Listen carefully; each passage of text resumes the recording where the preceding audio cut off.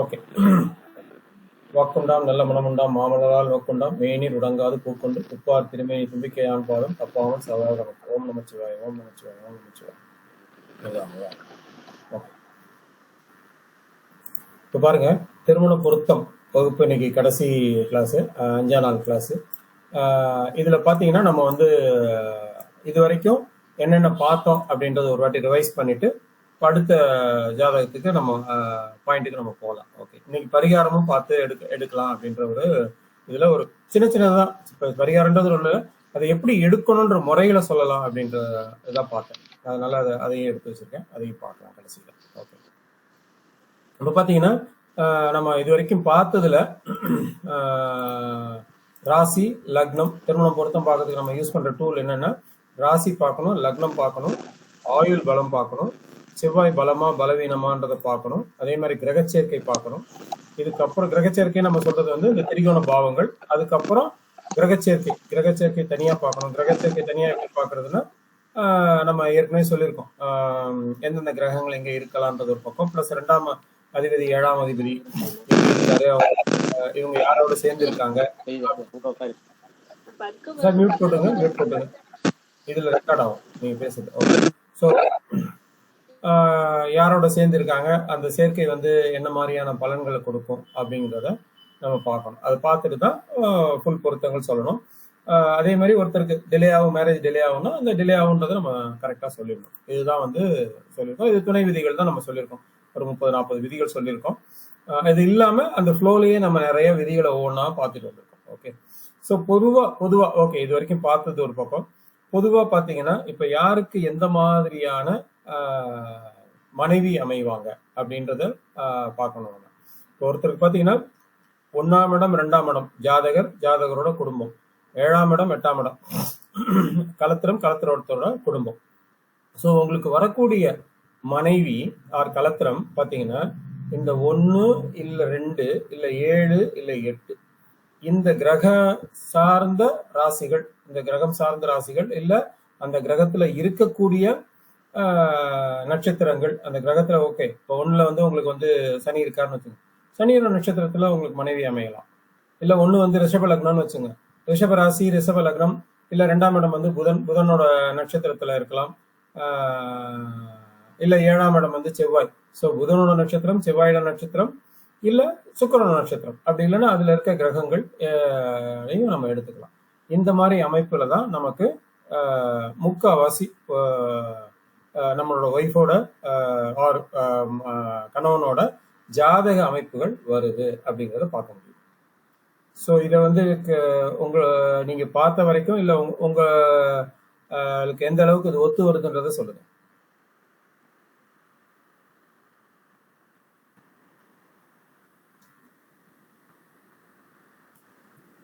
நம்ம இப்போ சொன்ன இந்த விதி வந்து எந்த அளவுக்கு ஒத்து வருது அப்படின்றத சொன்னீங்கன்னா நல்லா இருக்கும்.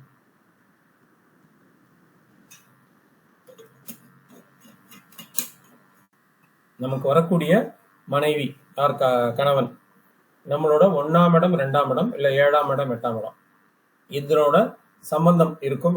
இந்த ராசி லக்னங்களா இருக்கலாம், அப்படி இல்லைன்னா அதுல இருக்கிற கிரகத்தோட சாரத்துல இருக்கலாம். அவ்வளவுதான் சிம்பிளான.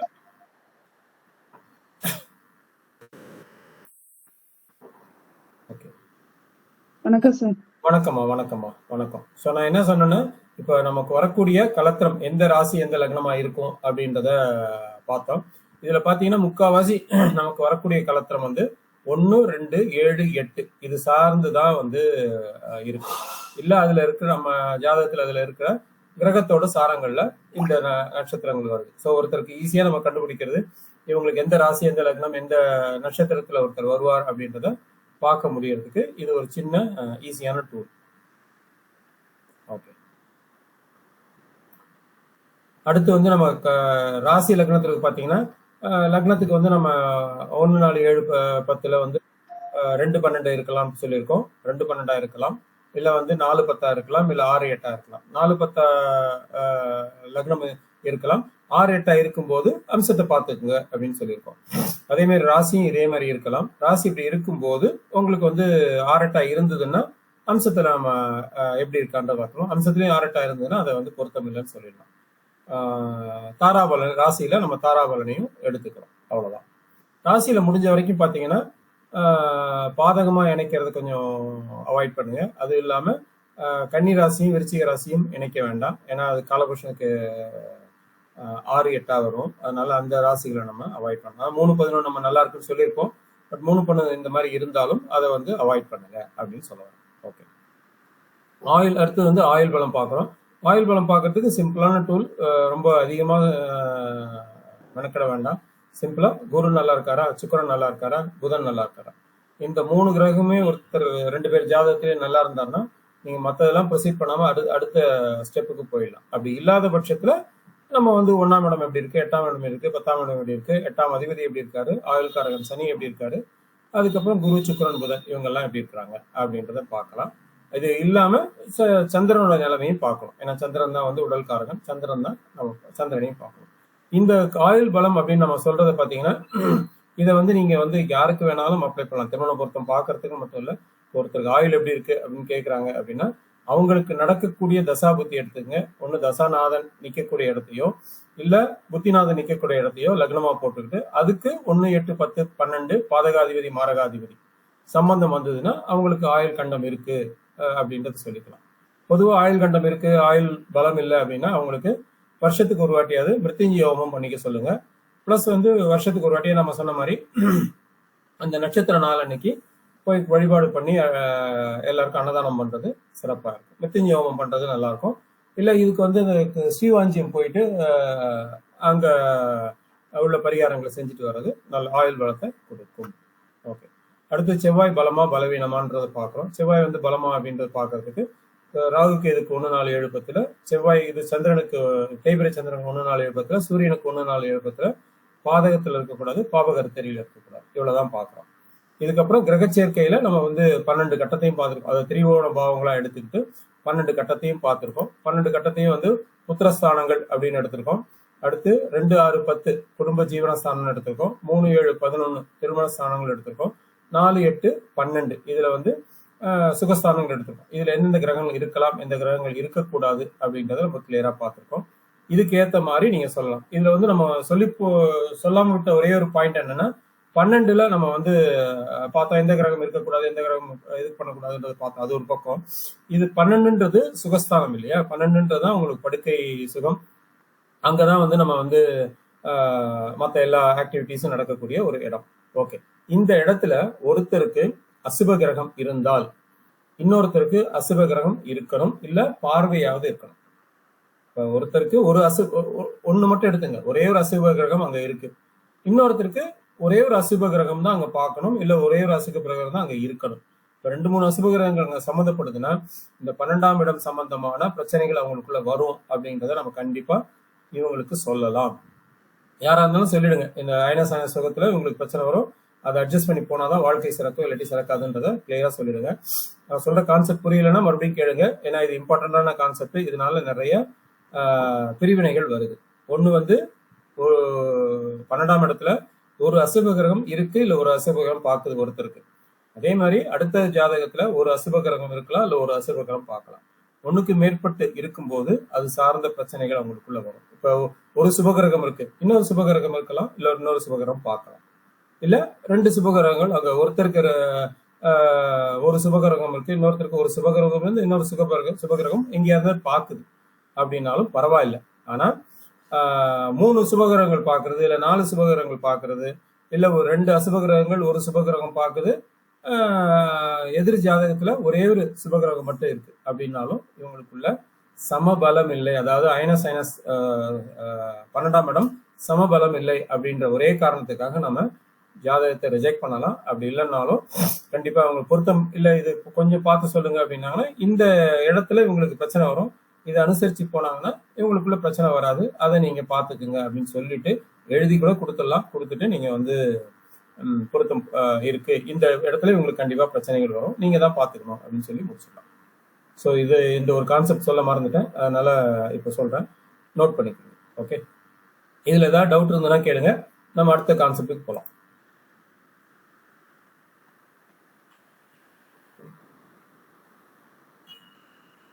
இதுல ஏதாவது டவுட் இருக்கா உங்களுக்கு?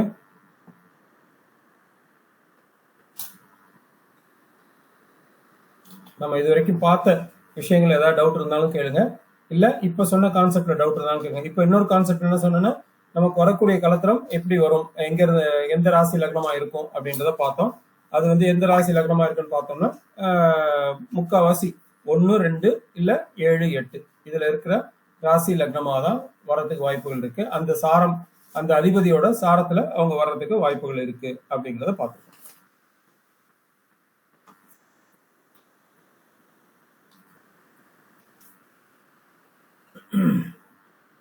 ஓகே, இதுல ஒன்றும் டவுட் இல்லை இல்லையா? நம்ம அடுத்ததுக்கு போயிடலாமா? ஓகே, இப்போ ஒன்றுக்கு இப்போ இந்த ஜாதகத்தை மேடம் கொடுத்துருந்தாங்க, சரஸ்வதி மேடம் கொடுத்துருந்தாங்க. இவருக்கு வந்து ஒன்றுக்கு மேற்பட்ட திருமணம், 2 திருமணத்துக்கு மேல நடந்துருச்சு. இப்போ வந்து இவர் மனைவி இல்லாம இருக்கிறாரு அப்படிங்கிற மாதிரி சொல்லியிருந்தாங்க. அதுக்கு என்ன காரணம் அப்படின்றத கேட்டிருக்காங்க. அது என்ன காரணம்ன்றத நம்ம பார்க்கலாம். இப்போ நிறைய பேர் பார்த்துருப்பீங்க, இதை பார்த்த யாராவது இருந்ததுன்னா உங்களுக்கு தெரிஞ்ச விதிகள் இருந்தாலும் சொல்லுங்க, நம்ம அடுத்த விதிக்கு போகலாம், நம்மளோட விதிகளுக்கு போகலாம். யாராவது சொல்றதுன்னா சொல்லுங்க, இல்ல நான் சொல்றதுனாலும் சொல்லிடுறேன்.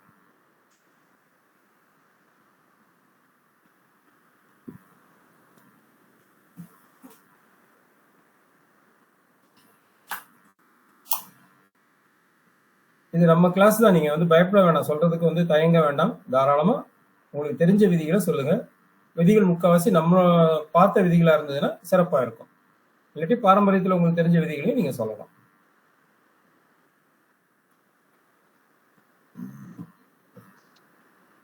சார் வணக்கம் சார். சொல்லுங்கம்மா. சார் 7ஆம் அதிபதி சனி வாங்கினது புதன் சார். சார் புதன் வந்து நீசமா இருக்காரு சார். ஆமா, வெரி குட். அப்புறம் சூரியன் வந்து வாங்கினது இந்த சார் சனி சாரா சார், அவரும் அந்த வாங்கினது புதன் சார். அதனால கூட பிரிவினை இருக்கலாமா சார்? கரெக்ட் தான், கரெக்ட் தான், நீங்க சொல்றது பர்ஃபெக்டா இருக்கு. ஓகே, இப்ப பொதுவா ஒரு ஜாதகம் நம்ம கையில வந்ததுன்னா நம்ம என்ன பண்ணணும் அப்படின்னா, திருமணம் பொறுத்து அப்படின்னு வரும்போது அந்த இடத்துல நம்ம என்ன சொல்லியிருக்கோம், 4 அதிபதி நல்லா இருக்காரான்றதை பார்க்கணும். இவர் பிறந்தது சனிக்கிழமை பாருங்க, இவர் பிறந்தது சனிக்கிழமை, இங்க சனி நல்லா இருக்காரா? இல்லையா? பிறந்த கிழமை சனி நல்லா இல்லை, அது ஒண்ணு. ஓகே, அடுத்து நம்ம என்ன சொல்லியிருக்கோம், லக்னாதிபதி நல்லா இருக்கணும். 1, 5, 9ன்றது நல்லா இருக்கணும். ஒருத்தருக்கு 1, 5, 9 நல்லா இருந்தாலே ஏதோ ஒரு விதத்துல ஒரு குடுப்பனை அவங்களுக்கு கிடைச்சிடும். ஸோ 1, 5, 9 நல்லா இருக்கான்றதை பாருங்க. திருமணம் நீங்க யாருக்கு பொருத்தம் பார்க்கும்போது இவங்களுக்கு நல்லா இருக்கான்னு பாருங்க. அப்படி பார்க்கும்போது இங்க பாருங்க, 1ஆம் அதிபதி சந்திரன் எங்க இருக்காரு? சந்திரன் 9ஆம் இடத்துல இருக்காரு. 9ஆம் இடத்துல இருக்கிறது சிறப்பு அப்படின்னு நம்ம எடுக்கிறோம். ஆனா இங்க சந்திரன் 9ஆம் இடத்துல இருக்கிறது சிறப்பா? அதை யாராவது பாத்தீங்களா?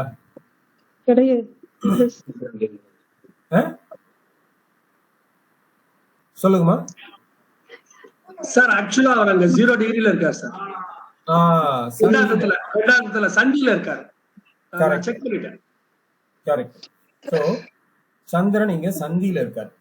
எந்த கிரகம் சந்தியில இருந்தாலும் அந்த கிரகம் சார்ந்த, இப்ப நான் கூட ஒரு சில பதிவுகள் ஜோதிட அமுதம் எல்லாத்துலயும் போட்டிருந்தேன், அதை நம்ம வரிசையா ஷேர் பண்றேன். இப்ப பாத்தீங்கன்னா ஒரு 5ஆம் அதிபதி 9ஆம் அதிபதி 2 பேருக்கும் வந்து பாத்தீங்கன்னா அவங்க வந்து சந்தியில இருக்கிறாங்க. ஸோ இவங்க மற்ற ஜோதிடர்கள் பார்த்து சொல்லும் போது எப்படி சொல்லியிருக்காங்க அப்படின்னா, 5ஆம் அதிபதி 9ஆம் அதிபதி நல்லா இருக்காங்க, அதனால கண்டிப்பா இந்த பீரியட் உனக்கு நல்லா இருக்கும். ஆனா அந்த பீரியட்ல இவங்க அதிகமான பிரச்சனைகளை சந்திச்சாங்க. காரணம் வந்து அவங்க 2 பேருமே சந்தியில இருந்ததுதான் காரணம். அதே மாதிரி லக்னாதிபதி சந்தியில நிக்கிறாரு, 2ஆம் அதிபதி சந்தியில நிக்கிறாரு.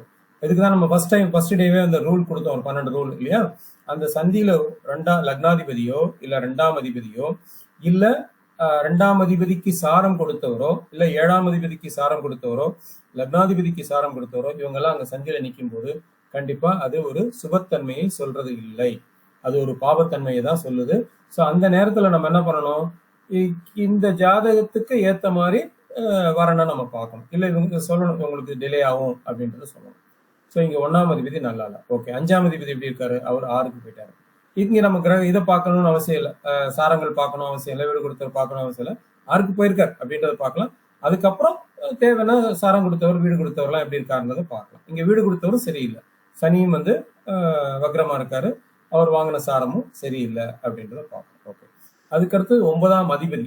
9ஆம் அதிபதி யாரோட சாரம் வாங்கியிருக்காரு? 9ஆம் அதிபதி பாத்தீங்கன்னா 9ஆம் இடம் எடுத்தீங்கனால 9ஆம் இடம் வந்து 3 கிரகங்கள் இருக்கு. மாந்தியும் சேர்ந்து அங்க இருக்கு. எந்த கட்டமா இருந்தாலும் சரி, அங்க 4 கிரகம் இருந்தாலே அதை வந்து நம்ம என்ன சொல்லுவோம்? சன்னியாசி யோகம்னு சொல்லலாம். 4 கிரகம் இருந்தாலே சன்னியாசி யோகம் அப்படின்னு சொல்லலாம். இங்க 3 கிரகம் இருக்கு. அதோட மாந்தி இருக்கிறதுனால கண்டிப்பா இவருக்கு அந்த பர்டிகுலர் விஷயம் சார்ந்த விஷயங்கள்ல பிரச்சனைகள் இருக்கும் அப்படின்றத சொல்லுது. இங்க வந்து 2ஆம் அதிபதி போய் அங்க உட்கார்ந்துருக்காரு. 7ஆம் அதிபதி சாரத்துல இருக்காரு. அப்படின்னும் போது அதுவும் வந்து ஒரு பிரச்சனையை சொல்லுது அப்படின்றத நம்ம ஈஸியா எடுக்க முடியுது. இது சன்னியாசி வாழ்க்கை அப்படின்றதையும் சொல்ல முடியுது. பட் இது ஒண்ணை மட்டும் வச்சு சன்னியாசி வாழ்க்கைன்னு சொல்ல முடியாது. பட் இது வந்து குடும்ப விஷயத்துல ஒரு டிலே திருமணம் இல்ல வந்து திருமண மறுப்பு அப்படின்றத நம்ம எடுக்க முடியும். ஓகே, இங்க 9ஆம் இடம் சரி. 9ஆம் அதிபதி நல்லா இருக்காரா? 9ஆம் அதிபதி வந்து 11ல இருக்காரு. சோ 9ஆம் அதிபதி 11ல இருக்கிறது கண்டிப்பா வந்து நல்ல விஷயம். ஆனா அவர் வாங்கின சாரம் யாரு? சூரியன் சாரம். சூரியன் வாங்கின சாரம் யாரு? சனி சாரம்.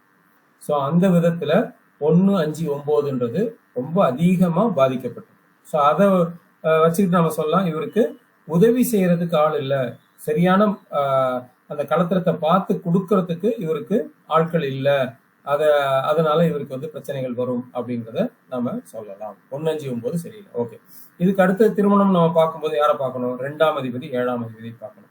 இங்க பாருங்க, 2ஆம் அதிபதி சூரியன் இருக்கிறது மீனத்துல இருக்கார், 9ஆம் இடத்துல இருக்கார். நல்ல விஷயம்தான். பட் 9ஆம் இடத்துல இருக்கும்போது அவர் வாங்கின சாரம் அப்படின்னு பாத்தீங்கன்னா அவரும் சரியில்லை. சாரம் வந்து சனி சாரம். சனி வந்து நல்ல இடத்துல இல்லை. சனி வந்து புதன் சாரம் வாங்கியிருக்கார், புதன் நீசம். அதே மாதிரி குரு பாத்தீங்கன்னா சூரியன் சாரம் வாங்கியிருக்காரு. சூரியன் வந்து 2 பேரும் சாரப்பரிவர்த்தனால 2 பேரும் வந்து ஏதோ ஒரு விதத்துல கெட்டு போயிருக்காங்கன்றத சொல்லலாம். இது பாதகத்துல இருக்காருன்ற மாதிரி எடுத்துக்கலாம். பட் பாதகம் எடுக்க வேண்டியதில்லை. 9ஆம் இடம் கெட்டிருக்கு அப்படின்றத நம்ம எடுக்கலாம். ஓகே, இங்க 2ஆம் அதிபதியும் கெட்டு போயிருக்காரு. 7ஆம் அதிபதி சனி அவரும் வந்து கெட்டு போயிருக்காரு. ஓகே, இது வந்து 2ஆம் அதிபதி 7ஆம் அதிபதி கெட்டு போயிருக்காருன்றதை நம்ம பார்க்கணும். இதுக்கு அடுத்தது நம்ம என்ன பார்க்கணும்? இதுக்கு அடுத்தது பாத்தீங்கன்னா இப்ப 2ஆம் அதிபதியும் 7ஆம் அதிபதியும் ஆரட்டா இருக்காங்களா, வக்ரமா இருக்காங்களா, நீசமா இருக்காங்களா? இங்க ஒருத்தர் வந்து வக்ரமாயிட்டாரு. 7ஆம் அதிபதி வக்ரமாயிட்டாரு. அதுவும் ஒரு பிரச்சனையை கொடுக்குதுன்றதை பார்க்க முடியும். ஓகே, இதுக்கு அடுத்தது பாருங்க, நம்ம என்ன சொல்லியிருக்கோம்? லக்னத்துக்கு 7ஆம் இடத்தை பாவகிரகங்கள் பார்க்கக்கூடாது. சந்திரனுக்கு 7ஆம் இடத்தை பாவகிரகங்கள் பார்க்கக்கூடாது. சுக்கிரனுக்கு 7ஆம் இடத்தை பாவகிரகங்கள் பார்க்கக்கூடாது. இங்க பாருங்க, லக்னத்துக்கு 7ஆம் இடத்தை சனி பார்க்கிறாரு. அது தன்னோட வீடா இருந்தாலும் நல்ல சாரம் வாங்கி பார்க்கல, வக்ரம் வாங்கி பார்க்கிறாரு அப்படின்றத எடுத்துக்கலாம். ஸோ அது வந்து ஒரு பிரச்சனையை கொடுக்கும் அப்படின்றத எடுத்துக்கலாம். ஸோ லக்னத்துக்கு 7ஆம் இடத்தை சனி பார்க்கிறாரு. சந்திரனுக்கு 7ஆம் இடத்தை பாருங்க. சந்திரனுக்கு 7ஆம் இடத்துல யார் பார்க்கிறா? சந்திரனுக்கு 7ஆம் இடம் வந்து பாத்தீங்கன்னா கன்னி. சந்திரனுக்கு 7ஆம் இடத்தை கன்னி யார் பார்க்கிறா? சனி பார்க்கிறாரு. இந்த பக்கம் செவ்வாய் 8ஆம் பார்வையா பார்க்கிறாரு. செவ்வாயோட 8ஆம் பார்வை எப்பயுமே சரியில்லை அப்படின்றது நமக்கு தெரியும். அதனால சனியும் செவ்வாயும் சேர்ந்து ஒரு இடத்தை பார்க்கும்போது அந்த இடம் நசுக்கப்படுது அப்படின்றத பார்க்கிறோம். ஸோ சந்திரனுக்கு 7ஆம் இடத்தை 2 பேரும் பார்க்கறது இவங்களுக்கு ஒரு தோஷத்தை கொடுக்குது. ஓகே, லக்னத்துக்கு 7ஆம் இடம் சரியில்லை, சந்திரனுக்கு 7ஆம் இடம் சரியில்லை. சரி, சுக்கிரனுக்கு 7ஆம் இடமாவது சரி இருக்கா? சுக்கிரனுக்கு 7ஆம் இடத்துல ராகு இருக்கு. ஸோ இந்த 3மே இருக்கும்போது இது மிக மிக மிக காலதாமதத்தை கொடுக்கக்கூடிய ஒரு அமைப்பு அப்படிங்கிறத எடுத்துக்கலாம். இந்த ஜாதகருக்கு முடிஞ்ச வரைக்கும் ஒரு 30-35 வயசுக்கு மேல திருமணம் பண்ணி வச்சிருந்தாங்கன்னா ஓரளவுக்கு நல்லா இருக்கும். அது எந்த மாதிரி திருமணம்ன்றதையும் நம்ம பார்க்கலாம். எந்த மாதிரி திருமணம் பண்ணி வச்சிருந்தா நல்லா இருக்குன்றதை பார்க்கலாம். ஓகே, ஸோ இந்த 3 இடமும் இவங்களுக்கு கெட்டு இருக்கிறதுனால கண்டிப்பா இது சார்ந்த பிரச்சனை இருக்கு. ஓகே, அடுத்து நம்ம என்ன சொல்றோம்? கடத்துற காரகம் நல்லா இருக்கணும். ஆணா இருந்ததுன்னா சுக்கிரன், பெண்ணா இருந்தாலும் செவ்வாய்ன்னு சொல்றோம். பட் 2 பேருக்குமே நீங்க சுக்கிரனை பார்க்கலாம். சுக்கிரனை பார்த்துட்டு அதுக்கப்புறம் செவ்வாயை பாருங்க. இங்க பாருங்க, சுக்கிரன் எப்படி இருக்காரு? சுக்கிரன் வந்து சந்தியில இருக்காரு. சுக்கிரனும் 0 டிகிரியில இருக்காரு. சுக்கிரன் 0 டிகிரியில இருக்காரு. அதுக்கு அடுத்தது கேது வந்து 2 டிகிரியில இருக்காரு. ஸோ கேது சுக்கிரனை நோக்கி போறாரு, சுக்கிரன் கேதுவை நோக்கி போறாரு. நான் முந்தா நேத்தோ சொல்லியிருந்தேன், 2ஆம் அதிபதியோ 7ஆம் அதிபதியோ இல்ல ஈவன் லக்னாதிபதி கூட இவங்க வந்து பாம்பை நோக்கி போறதும் பாம்பை நோக்கி இன்னொருத்தர் வர்றதும் இது வந்து காலதாமத திருமணம் இல்ல திருமண மறுப்பு அமைப்பு அப்படின்னு சொல்லியிருக்கேன். இங்க பாருங்க, ரொம்ப நெருங்கிய டிகிரியில சுக்கிரனை நோக்கி கேது போயிட்டு இருக்கு, கேதுவை நோக்கி சுக்கிரன் வந்துட்டு இருக்கு. 2 டிகிரி வித்தியாசம் தான் இருக்கு. ஸோ கண்டிப்பா இவங்களுக்கு திருமணம் சார்ந்த விஷயங்கள்ல ஒரு பிரச்சனையை கொடுக்குது அப்படிங்கிறத ரொம்ப கிளியரா இது இண்டிகேட் பண்ணுது. ஓகே, இதுக்கு அடுத்தது பாருங்க, மூணாம் அதிபதி யாரு? 3, 7, 11 நல்லா இருக்கும். 3, 7, 11 நல்லா இருந்தா மட்டும்தான் ஒருத்தருக்கு அந்த வீரியன் சார்ந்த விஷயங்கள்ல நல்லா இருக்கும்னு நம்ம சொல்ல முடியும். மூணாம் அதிபதி யாரு? புதன். நீசமா இருக்காரா? ஒருத்தர் நீசமா இருக்காருன்னா நம்ம எப்படி எடுத்துக்கலாம்னா, அது நீச பாகையில இருக்காரா இல்ல நீச பாகையை நோக்கி போயிட்டு இருக்காரா அப்படின்றத பார்க்கணும். அது நீச பாகையை கடந்துட்டாருன்னா கண்டிப்பா அங்க புதன் வந்து நல்லாவே இருப்பாருன்னு சொல்லலாம். நீச பாகையை கடக்காத வரைக்கும் புதன் நீசத்துலதான் இருக்கார், நீசத்தை நோக்கி தான் போயிட்டு இருக்காரு அப்படின்னு எடுத்துக்கலாம். சோ இங்க பாருங்க, புதன் நீசத்தை நோக்கி தான் போயிட்டு இருக்காரு. 5 டிகிரிலயோ 6 டிகிரிலயோ இருக்காரு, நீசத்தை நோக்கி தான் போயிட்டு இருக்காரு. புதன் இங்க அஸ்தங்கம் வேற, சூரியனோட சேர்ந்து அஸ்தங்கம் வேற, அதனால நீச டிகிரியில தான் இருக்காரு, அதை நோக்கி போயிட்டு இருக்காரு அப்படின்றதுனால அதுவும் சரியில்லை அப்படின்றத எடுத்துக்கலாம். ஓகே, 3ஆம் இடம் சரியில்லை. சோ 3ஆம் இடத்துக்கு யாரார் பார்வை இருக்கு பாருங்க, சனி பார்வை இருக்கு, செவ்வாய் பார்வை இருக்கு. சோ 3ஆம் இடம் சரியில்லை அப்படிங்கறத எடுத்துக்கலாம். ஓகே, அடுத்து 7ஆம் இடம். 7ஆம் இடத்தை பாருங்க. 7ஆம் இடத்துல சனி பார்க்குது. 7ஆம் இடத்தை சனி பார்க்குது. 7ஆம் இடத்தை சனி பார்க்கும்போது கண்டிப்பா அதுவும் ஒரு பிரச்சனையா சொல்லுது அப்படிங்கிறத பார்க்க முடியுது. 7ஆம் இடமும் சரியில்லை. சனி வாங்கின சாரம் யாரு? புதன் சாரம். சோ 7ஆம் இடம் சரியில்லை. சரி, 11ஆம் இடம் இருக்கு. 11ஆம் அதிபதி யாரு? சுக்கிரன். அவரு கேதுவை நோக்கி வந்துட்டு இருக்காரு, பாம்பு நோக்கி வந்துட்டு இருக்காரு, அதனால அதுவும் சரியில்லை அப்படிங்கறத நம்ம எடுக்க முடியும். ஓகே, இந்த எல்லா விதத்திலையும் பாத்தீங்கன்னா இது பாதிக்கப்பட்டிருக்கு அப்படின்றத பார்க்கணும். ஓகே, இங்க 7ஆம் அதிபதி, அது 8ல போய் செவ்வாய் இருக்கிறதும் ஒரு தப்பு அப்படின்றத நம்ம பார்த்திருக்கோம். 8ல போய் செவ்வாய் இருக்கிறது, 8ஆம் அதிபதி ஆகி சனி வந்து லக்னத்துல இருக்கிறதும் தப்பு. பட் 8ஆம் இடத்துல செவ்வாய் இருக்கிறதும் நமக்கு வந்து தப்பு அப்படிங்கிறத பார்க்கணும் இல்லையா? சோ அந்த இடத்துல செவ்வாய், 8ஆம் இடத்துல செவ்வாய் இருக்கும்போது ஒரு தோஷங்களை கொடுக்குது அப்படிங்கிறத பார்க்கறோம். அதனால அதுவும் நமக்கு சரியில்லை. சோ 3, 7, 11 சரியில்லை. இந்த காரணம் தான் முக்காவாசி இந்த காரணம் தான் இவருக்கு வந்து திருமணமாகி 2 திருமணத்துக்கு மேல ஆகி மனைவி வந்து விட்டுட்டு போனது அப்படின்றதுக்கு காரணமா இருக்கு. அப்படி இல்லைன்னா கூட இவருக்கு பயம் இருக்கும். அந்த அயன சயன நேரங்கள்ல இவருக்கு ஒரு சில பயங்கள் இருக்கும். நம்ம வந்து சரியா பெர்ஃபார்ம் பண்ண முடியுமா அப்படின்ற பயங்கள் இருக்கும். அந்த பயமும் காரணமாக இருக்கலாம். தன்னை ஒரு சரிப்படுத்திக்கல அப்படிங்கறதான் இங்க சொல்லுது. ஏன் அப்படின்றது பாத்தீங்கன்னா, இங்க 12ஆம் இடத்தை பாருங்க. 12ஆம் இடத்தை எந்த கிரகமும் பார்க்கல. 12ஆம் இடத்தை எந்த கிரகமும் பார்க்கல. 12ஆம் இடத்துல எந்த கிரகமும் இல்லை. சோ ஒரு இடத்துல ஒரு கிரகம் இல்லை அப்படின்னா அது சார்ந்த விஷயங்கள்ல தொந்தரவுகள் வாழ்நாள் முழுக்க கொடுத்துட்டு இருக்கும். ஒரு வீட்டை எந்த கிரகமும் பார்க்கல, எந்த கிரகமும் இல்லை அப்படின்ற போது வாழ்நாள் முழுக்க அது சார்ந்த விஷயங்களை சொல்லிட்டு இருக்கோம். இங்க பாத்தீங்கன்னா 12ஆம் இடத்துல இவருக்கு எந்த கிரகமும் பார்க்கல, எந்த கிரகமும் இல்லை. சோ வரக்கூடிய பெண்ணுக்கு என்ன மாதிரியான அமைப்புகள் இருக்கணும்? இது 12ஆம் இடத்துல எந்த கிரகமுமே சம்பந்தப்படாத பெண்ணா பார்த்துக்கணும். இவங்களுக்கு அந்த வரக்கூடிய பெண்ணுக்கு வந்து 2 கிரகமோ ஒரு கிரகம் இருந்தா கூட உங்களுக்கு பிரச்சனையை தான் கொடுக்கும். ஒரு கிரகமோ 2 கிரகமோ, இல்ல ஒரு அசுப கிரகம் இருக்கிறது, இல்ல சுக்கிரன் இருக்கிறது, இல்ல சுக்கிரன் பாக்குறது, ராகு இருக்கிறது, ராகு பாக்குறது, இந்த மாதிரி அமைப்புகள் இருந்திருக்கும் அந்த பெண்ணுக்கு. அந்த பெண் ஜாதகத்தை கொடுக்கல, மேடம் கொடுக்கல, அந்த பெண் ஜாதகத்துக்கு இந்த அமைப்புகள் கண்டிப்பா இருந்திருக்கும். 12ஆம் இடத்தோட அயனசயன சுக இடத்துல 1க்கு மேற்பட்ட கிரகங்கள் அங்க வந்து பார்த்திருக்கும் அப்படின்ற பாக்குறேன் நானு. அதனால அது ஒரு பிரச்சனையை இவங்களுக்கு கொடுத்திருக்கும். ஓகே, இவருக்கு எப்படிப்பட்ட திருமணத்தை அமைக்கலாம்? ஓகே, இப்படி இருந்தது, எப்படிப்பட்ட திருமணத்தை அமைச்சா நல்லா இருக்கும்? இவருக்கு 12ஆம் இடம் இந்த மாதிரி காலியா இருக்கிறதுனால கண்டிப்பா தாலி கட்டாத ஒரு வாழ்க்கை, லிவிங் டுகெதர் வாழ்க்கை அப்படின்ற மாதிரி போச்சுன்னா அது வந்து ஓரளவுக்கு வந்து சாட்டிஸ்ஃபைடா இருக்கும். அது வந்து வாழ்க்கையை தள்ளிட்டு போயிடும். அப்படி இல்லைன்னா கூட தாலி கட்டும் போது நான் ஏற்கனவே சொன்ன மாதிரி தாலியை வந்து நாத்தனார் கட்டுற மாதிரியோ இல்ல வேற பெண்கள் கட்டுற மாதிரியோ பாத்துக்கணும். அதுக்கப்புறம் இன்னொரு தாலி நம்ம பிரிச்சு கட்டிடுறதும் நல்லதா இருக்கும். பிளஸ் நம்ம வந்து தாம்பத்தியத்தில் ஈடுபடும் போது தாலி கட்டாம இருக்கிறது இவருக்கு வந்து தாம்பத்தியத்தை ஏற்படுத்தும். பிளஸ் 12ஆம் இடத்தோட வேற எந்த கிரகங்களும் சம்பந்தப்படாத பெண்ணா இருந்தா மட்டும்தான் இவரோட லைஃப் நல்லா இருக்கும். இல்லாட்டி அங்க ஒரு கிரகமோ 2 கிரகமோ இருந்ததுன்னா இவரோட திருமண வாழ்க்கை நல்லபடியா இருக்காது. இவ்வளவுதான் இந்த ஜாதகத்துக்கான ஆய்வு. வேற ஏதாவது உங்களுக்கு இது இருந்ததுன்னா கேளுங்க, டவுட் இருந்ததுன்னா கேளுங்க.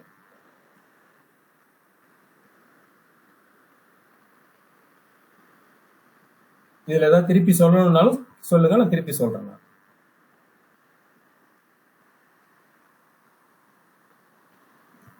ஏன்னா ஒரு சில நேரத்துல பலன் சொல்லும் போது கொஞ்சம் ஃபாஸ்டா கூட போகலாம். அதனால திருப்பி சொல்றதுனாலும் கேளுங்க, நம்ம சொல்றேன் கண்டிப்பா. அப்படி இல்லைன்னா அடுத்த இதுக்கு போயிடலாம். ஏதாவது டவுட் இருக்குங்களா அதுல? இல்ல சார், போகலாம் சார். என்னம்மா? அடுத்ததுக்கு போகலாம் சார். அடுத்ததுக்கு போகலாம். Okay okay okay okay okay. இப்ப அடுத்த ஆய்வு ஜாதகம் இது போன வகுப்புல நம்ம ஆய்வு பண்ண ஜாதகம் தான். அதனால இதுல ஏதாவது டவுட் இருந்ததுன்னா நம்ம வந்து கிளாரிஃபை பண்ணிக்கலாம். இதுல பாருங்க, இந்த ஜாதகத்துக்கும் திருமணம் ஆகல, இவருக்கு திருமணம் ஆகல. திருமணம் ஏன் ஆகல அப்படின்றதுக்கு நம்ம ரூல்ஸை பார்க்கணும். இப்ப நம்ம ஏற்கனவே சொன்ன ரூலை வச்சுக்கிட்டு யாராவது ஒருத்தர் திருமணம் ஆகாததுக்கு ரூலை சொல்ல முடியுமா? இதுல ஏற்கனவே நம்ம சொன்ன விதிகளை பாருங்க, விதிகளை பார்த்துட்டு இதுக்கு ஏதாவது திருமணம் ஆகாததுக்கு ரூல்ஸ் ஏதாவது இருக்கான்றத பாருங்க.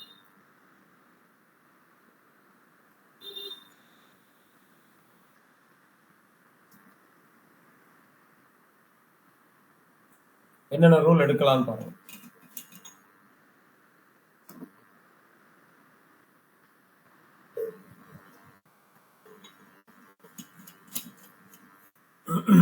ஓகே, நம்ம ஏற்கனவே சொன்ன ரூலை வச்சுக்கிட்டே இதை பார்ப்போம்.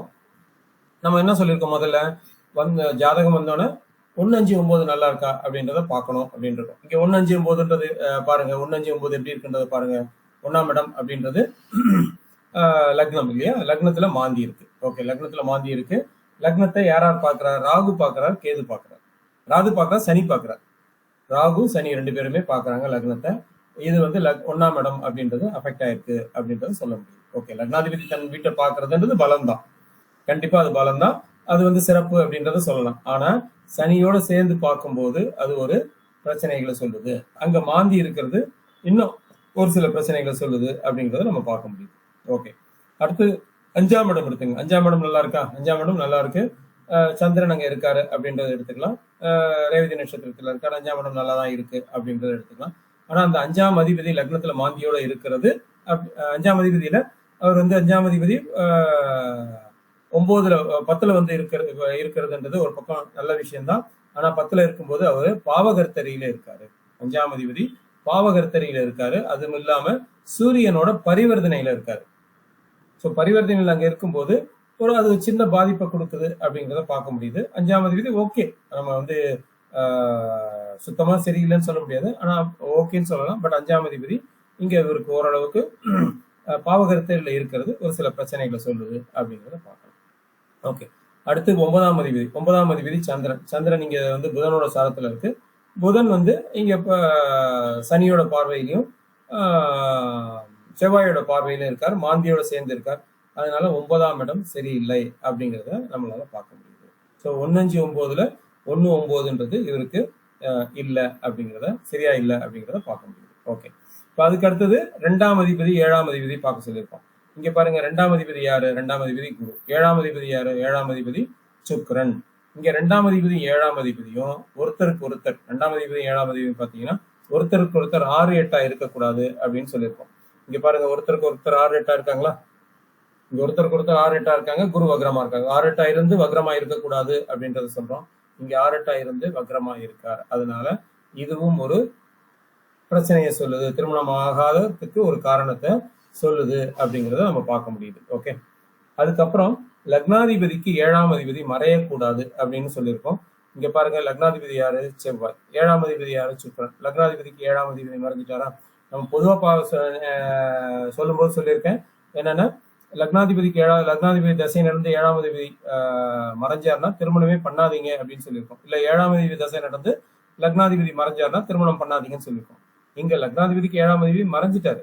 ஸோ அதுவும் ஒரு, அதாவது நம்ம சொல்றது வந்து கோச்சாரத்துல தசாபுத்தி நடத்தும் போது, ஓகே, கோச்சாரத்துல வந்தாலும் நம்ம அதை எடுத்துக்கலாம், கோச்சாரத்துல வந்தாலும் எடுத்துக்கலாம். பட் இங்க கோச்சாரத்துல பிறந்த கால ஜாதகத்திலேயே 7ஆம் அதிபதி என்றவர் மறைஞ்சிருக்காரு லக்னாதிபதிக்கு அப்படின்னு எடுத்துக்கலாம். ஸோ அதுவும் ஒரு திருமணம் சார்ந்த விஷயங்களை ஒரு பிரச்சனையை சொல்லுது அப்படின்றத பார்க்க முடியுது. அப்புறம் கலத்திர காரகன் சுக்கிரன் எந்த விதத்திலையும் பாதிப்படையக்கூடாது அப்படின்னு சொல்லியிருக்கோம். இங்க பாருங்க, கலத்திர காரகன் சுக்கிரன் எப்படி இருக்காரு? பாவகர்த்தரியில இருக்காரு. கலத்திர காரகன் சுக்கிரன் பாவகர்த்தரியில இருக்காரு. இந்த பக்கம் நீங்க செவ்வாய் எடுத்துங்க, லக்னாதிபதினு எடுத்துங்க, அவரும் வந்து பாவகர்த்தரியில இருக்காரு அப்படின்றது. ஒரு பக்கம் ராகு, இன்னொரு பக்கம் சனி, அவரும் வந்து பாதிக்கப்பட்டிருக்காரு அப்படின்றத எடுக்க முடியும். ஓகே, அடுத்து சொன்ன விதியில பாத்தீங்கன்னா 2ல சூரியன் இருக்கக்கூடாதுன்னு சொல்லியிருக்கோம் இல்லையா? 2ல சூரியன் இருக்கக்கூடாது, 2ஆம் அதிபதியோட சம்பந்தம் படக்கூடாது அப்படின்னு சொல்லியிருக்கோம். இல்ல 2ல சூரியன் வந்து 2ஆம் அதிபதி கூட இருக்கக்கூடாது, இல்ல 2ஆம் அதிபதி சாரத்துல இருக்கக்கூடாது, அந்த மாதிரி எல்லாம் சொல்லியிருக்காங்க. இங்க பாருங்க 2ல சூரியன் இருக்கு, 2ஆம் அதிபதியோட பரிவர்த்தனை. எப்பெல்லாம் இவருக்கு திருமணம் சார்ந்த பேச்சுக்கள் வருதோ அப்ப இந்த பரிவர்த்தனை ஆக்டிவேட் ஆகும். ஸோ அந்த பரிவர்த்தனை ஆக்டிவேட் ஆகும் திருமணத்துக்கு ஒரு தடையை சொல்லுது. 2ஆம் அதிபதியும் 9ஆம் அதிபதி இங்க 10ஆம் அதிபதி இங்க பரிவர்த்தனை இருக்காங்க. பரிவர்த்தனை இருக்கும்போது அதுவும் ஒரு திருமணம் சார்ந்த விஷயங்களை தடையை சொல்லுது. சூரியன் 2ல இருக்கும்போது கண்டிப்பா ஒரு தோஷத்தை கொடுக்குது அப்படின்றத சொல்ல முடியுது நம்மளால. ஓகே, ஸோ இது ஒரு காரணம் அப்படின்றத பார்க்கலாம். ஓகே, அப்புறம் வந்து பாத்தீங்கன்னா 8ஆம் அதிபதி யாரு? புதன். இங்க 8ஆம் அதிபதி புதன். புதன் வந்து லக்னத்துல உட்காந்துருக்காரு. புதன் லக்னத்துல இருக்காரு. லக்னத்துல இருந்து அவர் வந்து வாங்கின சாரம் பாத்தீங்கன்னா சுயசாரம் தான் வாங்கியிருக்காரு. ஒரு கிரகம் எப்ப சுயசாரம் வாங்கியிருக்கோம், சுயசாரம் மட்டும் இல்ல, நம்ம இது சொல்லியிருப்போம், என்னது சர்பத்ரேகானம்னு சொல்லியிருப்போம். அது சர்பத்ரேகானத்துல இருக்கு. அதாவது கேட்டை நட்சத்திரத்திலயும் இருக்கும், சர்பத்ரேகானத்துல இருக்கு. லக்னமும் சர்பத்ரேகானத்துல இருக்கும், புதனும் பாத்தீங்கன்னா இங்க சர்பத்ரேகானத்துல இருக்கு. ஸோ அதுவும் நல்ல அமைப்பு இல்லை. 8ஆம் அதிபதிக்கு, அதாவது மாங்கல்யஸ்தான அதிபதிக்கு சனியோட பார்வையும் செவ்வாயோட பார்வையும் கிடைக்குது. அதனால மாங்கல்யம் சார்ந்த விஷயங்கள்ல இவருக்கு ஒரு பிரச்சனைகள் இருக்கு, தொந்தரவுகள் இருக்கு அப்படிங்கிறத நம்மளால பார்க்க முடியுது. 8ஆம் இடமும் பாதிக்கப்பட்டிருக்கு. சந்திரனும் இப்ப பாருங்க 9ஆம் அதிபதி சந்திரன் வந்து சுயசாரம், புதன் சாரம் வாங்கியிருக்கு. புதன் சாரம் வாங்கி புதன் வந்து இங்க சனியோட பார்வையிலும் செவ்வாயோட பார்வையிலும் இருக்கு. அதுவும் ஒரு பிரச்சனையை சொல்லுது அப்படின்றது சொல்லப்படும். அதே மாதிரி ஒரு கிரகம், நம்ம இது வந்து ரொம்ப இம்பார்ட்டன்டான பாயிண்ட், போன கிளாஸ்ல சொல்லியிருப்பேன், ஒரு சிலருக்கு தெரியாதுன்னு நினைக்கிறேன். இந்த கிளாஸுக்கு இன்னும் அதிகமா நான் சொல்லலை, இதை பத்தி சொல்லலை. என்ன இதுன்னா, ஒரு கிரகம் கேதுவோட சாரம் வாங்கி அதுக்கு திரிகோணத்துல இன்னொரு கிரகம் கேதுவோட சாரம் வாங்கியிருந்தா அதுக்கு உட்பட்ட கிரகம் பலம் இழக்கும். அது உட்பட்ட கிரகம் ஜாதகருக்கு பலனை கொடுக்காது, அல்ல இவரால அவங்களுக்கு பலன் இல்லை, இவர் கூட இருந்தாலே அவங்களுக்கு தொந்தரவு அப்படின்றத எடுத்துக்கலாம். ஜாதகர் பாத்தீங்கன்னா அந்த ஜாதகர் யார் கூட இந்த கேதுவோட சாரம் வாங்கி அடுத்த இதுல கேதுவோட சாரம் வாங்கி அதுக்கு உட்பட்ட கிரகம். இங்க பாத்தீங்கன்னா சூரியன் வந்து கேதுவோட சாரம் வாங்கியிருக்கு. மகம் 2ஆம் பாதம், மூலம் 2ஆம் பாதத்துல இருக்கு. அதுக்கு அடுத்தது ராகு பாருங்க, ராகு மகம் 2ஆம் பாதத்துல இருக்கு. ஸோ இங்க கேது சாரம் இங்க ஆரம்பிச்சு அடுத்து 10ஆம் இடத்துல ராகு சாரம் இருக்கு. இதுக்கு உட்பட்ட கிரகங்கள் என்னென்ன இருக்கு? சுக்கிரன் இருக்காரு, 7ஆம் அதிபதி இருக்காரு. அதுக்கு அடுத்தது கேது இருக்கு, அதுக்கப்புறம் சந்திரன் இருக்கு, அதுக்கப்புறம் இங்க வந்து ராகு இருக்கு. ஸோ இவராலே இவரோட சுக்கிரன் அப்படின்றது கலத்திரம், மனைவிக்கு பிரயோஜனம் இல்ல அத்தைக்கு பிரயோஜனம் இல்லை அப்படின்றத எடுத்துக்கலாம். இவர் தந்தை கூட இருந்தாருனாலும் தந்தைக்கு பிரயோஜனம் இல்லை, தந்தைக்கு பாதிப்புன்றதை எடுத்துக்கலாம். இவருக்கு பாட்டி கூட இருந்தாலும் பாட்டி சரியில்லைன்னு எடுத்துக்கலாம். இல்ல சந்திரன்றது அம்மான்னு எடுத்துக்கலாம், இல்ல வயசான பெண்கள்னு எடுத்துக்கலாம். அவங்களுக்கு இவரால் பெரிய நன்மைகள் இல்லை அப்படின்னு எடுத்துக்கலாம். ஸோ ஒரு கிரகம் கேது சாரம் வாங்கி அதுக்கு திரிகோணத்துல இன்னொரு கிரகம் கேது சாரம் வாங்கியிருந்தா அதுக்கு உட்பட்ட கிரகங்கள் பலம் இழக்கும். அது உட்பட்ட கிரகங்களால ஜாதகருக்கும் நன்மை இல்லை, ஜாதகரால அந்த கிரக காரகத்துவங்களுக்கும் நன்மை இல்லை அப்படிங்கிறதுக்கும். இங்க பாத்தீங்கன்னா சூரியன் 2ஆம் இடத்துல, மூலம் 2ஆம் பாதத்துல இருக்கு. அந்த பக்கம் ராகு பாத்தீங்கன்னா மகம் 2ஆம் பாதத்துல இருக்கு. ஸோ இதுக்கு உட்பட்ட கிரகம் 7ஆம் அதிபதி உட்பட்டு இருக்காரு. இதுவும் ஒரு காரணம் இருக்கு, காலதாமத திருமணம் இல்ல திருமணமே ஆகாததுக்கு உள்ள ரீசன். ஓகே, ஸோ இது வரைக்கும் சொன்னது புரிஞ்சிருக்கான்னு பாருங்க. அதுக்கு அடுத்தது பாத்தீங்கன்னா 2ஆம் திருமணம்னு எடுத்துக்கிறோம். 2ஆம் திருமணம் எடுக்கும்போது எதை எடுப்போம்? 9ஆம் இடத்தை எடுப்போம். ஸோ 9ஆம் இடம் பாதிக்கப்பட்டிருக்கா? 9ஆம் அதிபதி பாருங்க புதனோட சாரத்துல இருக்காரு, புதன் இங்கே பாதிக்கப்பட்டிருக்காரு. ஸோ 2ஆம் திருமணத்தையும் இது ஒரு பிரச்சனைகளை சொல்லுது அப்படிங்கிறத பார்க்க முடியுது. ஸோ அதுக்கப்புறம் 3ஆம் திருமணம் 11ஆம் இடம் இல்லையா? 11ஆம் இடத்தை எடுத்தீங்கன்னா என்ன ஆகும்? 11ஆம் இடத்துல சனி இருக்கு. 11ஆம் இடத்துல சனி இருக்கு, அது லக்னத்தை பார்க்குது, சந்திரனையும் 9ஆம் அதிபதியும் பார்க்குது. சந்திரனை 9ஆம் அதிபதியை செவ்வாயும் 8ஆம் பார்வையா பார்க்குறாரு. ஸோ 2ஆம் திருமணமும் சரியில்லை, 3ஆம் திருமணமும் சரியில்லை அப்படிங்கிற கான்செப்ட்ல இங்க வந்துடும். ஸோ இதுக்கு அடுத்தது பாத்தீங்கன்னா இவருக்கும் இதே மாதிரி திருமணம், இப்ப நம்ம என்ன சொன்னோமோ அதே திருமணங்களை இவருக்கு பண்ணும்போது கண்டிப்பா இவருக்கும் திருமணம் நடக்கும். ஆனா இவருக்கு ஓரளவுக்கு திருமணம் நடக்க வாய்ப்பு இருக்கு. அந்த போன சொன்ன ஜாதகத்துக்கு கூட திருமணம் நடக்குமா அப்படின்றது சந்தேகம் தான். இவருக்கு அடுத்து வரக்கூடிய தசாபுத்தியில நம்ம சொன்ன மாதிரி மாங்கல்யம், 2 மாங்கல்யம் அதாவது ஏற்கனவே குழந்தைய கணவனை இழந்த பெண்ணை திருமணம் பண்ணாருன்னா ஓரளவுக்கு நல்லா இருக்கும். மாங்கல்யம் போடாம தாம்பத்தியம் வச்சுக்கிறது, மாங்கல்யம் போடாம வாழ்க்கையை நடத்துறது, லிவிங் டுகெதர்ல போறது அப்படிங்கிறது பார்த்தோம்னா அது வந்து இவருக்கு நல்லா இருக்கும். ஓகே, ஸோ அடுத்து இன்னொரு விதி சொல்லியிருப்போம், என்னது, மூணாம் இடம் பாதித்து. ஓகே, மிதுனமும் பாதிக்கும். ஆண் ஜாதகமா இருந்தா மூணாம் இடமும் பாதித்து மிதுனம் பாதிக்க கூடாதுன்னு சொல்லியிருப்போம். இங்க பாருங்க, மூணாம் இடம் வந்து சனி, இது மகரம். மூணாம் இடம் அங்க இருக்கு, பாவகரத்தறையில இருக்கு. இந்த பக்கம் சூரியன், அந்த பக்கம் வந்து கேது. மூணாம் இடம் பாதிக்கப்பட்டிருக்கு. மிதுனம் எப்படி பாதிக்கப்பட்டிருக்குன்னு பாருங்க. மிதுனத்துக்கு சூரியனோட பார்வை இருக்கு, சமசப்தம பார்வை, 7ஆம் பார்வை இருக்கு. இந்த பக்கம் சனி வந்து 10ஆம் பார்வையா பார்க்குது. ஸோ மிதுனமும் பாதிக்கப்பட்டு சூரியனும் பாதிக்கப்பட்டிருக்காரு அப்படின்னு எடுத்துக்கலாம். ஸோ இந்த இவ்வளவு விதிகள்ல இருக்கும்போது இது வந்து கண்டிப்பா திருமண மறுப்பு ஜாதகம் அப்படின்னு எடுத்துக்கலாம். திருமணம் ஆகிறதுக்கு கண்டிப்பா பிரச்சனைகள் இருக்குன்றதை சொல்லலாம். ஆனா இவங்க லிவிங் டுகெதர் அந்த மாதிரி போனாங்கன்னா இவங்களுக்கு வந்து ஓரளவுக்கு பிரச்சனைகளை கொடுக்காது, நல்லா இருக்கலாம் அப்படின்ற மாதிரி எடுத்துக்கலாம். பொதுவா இந்த மாதிரி திருமண தோஷம் உள்ளவங்க, இல்ல 12ஆம் இடம் தோஷம் உள்ளவங்க, இவங்கெல்லாம் பாத்தீங்கன்னா இந்த பள்ளியறை பூஜை பார்க்கறது நல்லது. 12ஆம் இடத்துல ஒரு சிலருக்கு வந்து பிரச்சனைகள் இருக்கு அப்படின்னு நீங்க பார்க்கும்போது, இல்ல 7ஆம் இடம் சார்ந்த விஷயங்கள்ல கடத்துறதுக்கு பிரச்சனை இருக்கு அப்படின்னு பார்க்கும்போது இவங்க பள்ளியறை பூஜை பார்க்கறது நல்லது. பள்ளியறை பூஜை பார்த்துட்டு நெக்ஸ்ட் டே வந்து இந்த சேம்பரம் யோகம்லாம், இது யோகா ஹோமம் இருக்கு இல்லையா, அந்த ஹோமத்தை பண்றது நல்லா இருக்கும் இவங்களுக்கு. அந்த ஹோமம்ன்றது நல்ல, கடைசியில பரிகாரத்துல பார்க்கலாம். அந்த ஹோமம் பண்றது இவங்களுக்கு நல்லபடியா இருக்கும். 12ஆம் இடம் பாதிக்கப்பட்டிருக்கும் போது பள்ளியறை பூஜையை அடிக்கடி பார்க்கணும் அப்படின்றத சொல்லலாம். ஓகே, அதே மாதிரி இவங்க யாருக்கு பரிகாரம் பண்ணலாம் அப்படின்னா, 12ஆம் இடம் இல்லையா, நடபயணம் போறவங்களுக்கு பரிகாரம் பண்ணலாம். யாரெல்லாம் நடபயணம் போறாங்களோ அவங்களுக்கு பரிகாரங்கள் பண்ணும்போது இவங்களுக்கு அந்த 12ஆம் இடம் சார்ந்த பிரச்சனைகளை கொஞ்சம் குறைக்குது. இந்த திருப்பதி கொடை எடுத்துட்டு போவாங்க இல்லையா, அவங்களுக்கு ஏதாவது வாங்கி கொடுக்கறது, இல்ல திருப்பதிக்கு நடபயணமா போறது. அது ஏன்னா இங்க பாருங்க, 7ஆம் அதிபதி 12ஆம் அதிபதி ஒருத்தர் தான். 7ஆம் இடம்ன்றது ரிஷபம், 12ஆம் இடம்ன்றது துலாம். ஸோ திருப்பதிக்கு நடபயணமா போறதெல்லாம் வந்து பரிகாரமாவே அமையும் அப்படின்றத சொல்லலாம். ஓகே, ஸோ இது வரைக்கும் சொன்னதுல ஏதாவது உங்களுக்கு டவுட் இருந்ததுன்னா கேளுங்க. நம்ம அடுத்த கான்செப்ட் போவோம்.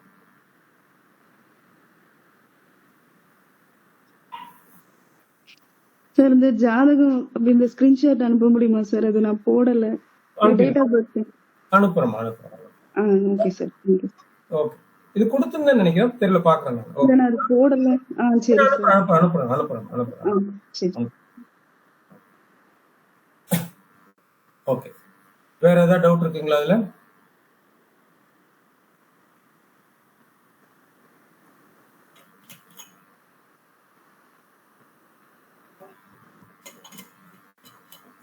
ஓகே, அடுத்து இதுல நம்ம சொல்ல மறந்த விஷயம் என்னன்னா, லக்னமும் திதி சூன்யம், 2ஆம் அதிபதி இருக்கிற இடமும் திதி சூன்யம். அதையும் நம்ம பார்த்துக்கணும். திதி சூன்யத்தில் கிரகம் இருக்கக்கூடாது. அதுக்குதான் இங்க சுக்கிர நவமின்னு போட்டிருந்தேன். விருச்சிகமும் சிம்மமும் திதி சூன்யம். இங்க 2ஆம் அதிபதி போய் திதி சூன்யத்துல இருக்காரு. பரிவர்த்தனையில சூரியன் அங்க போவார், இவர் இங்க வருவார். ஓகே, அதே மாதிரி லக்னம் வந்து திதி சூன்யம் ஆயிடுது. திதி சூன்ய வீட்லயே வந்து செவ்வாய் இருக்காரு. ஸோ அதுவும் வந்து ஒரு பாதகத்தை கொடுக்குது அப்படின்றத பார்க்கலாம். ஓகே, இவ்வளவுதான் இந்த விதிகள். இதுக்கு அடுத்த இதுக்கு போயிடலாம். ஓகே, இது வந்து நான் ஒரு பொருத்தம் பார்க்கறதுக்கு ஒரு 2 சாம்பிள், ஒரு பெண்ணோட ஜாதகமும் ஒரு ஆணோட ஜாதகமும் கொடுத்துருந்தேன். பொருத்தம் பார்க்கறதுக்கு நீங்க பார்த்துருப்பீங்கன்னு நினைக்கிறேன். இந்த பொருத்தம் பார்த்ததுல யாராவது பார்த்துருந்தீங்கன்னா உங்களுக்குள்ள விஷயத்த சொல்லுங்க. நம்ம அடுத்தது பார்க்கலாம். நம்ம விதிப்படி என்னென்ன பார்த்துருக்கீங்க அப்படின்றத சொல்லுங்க.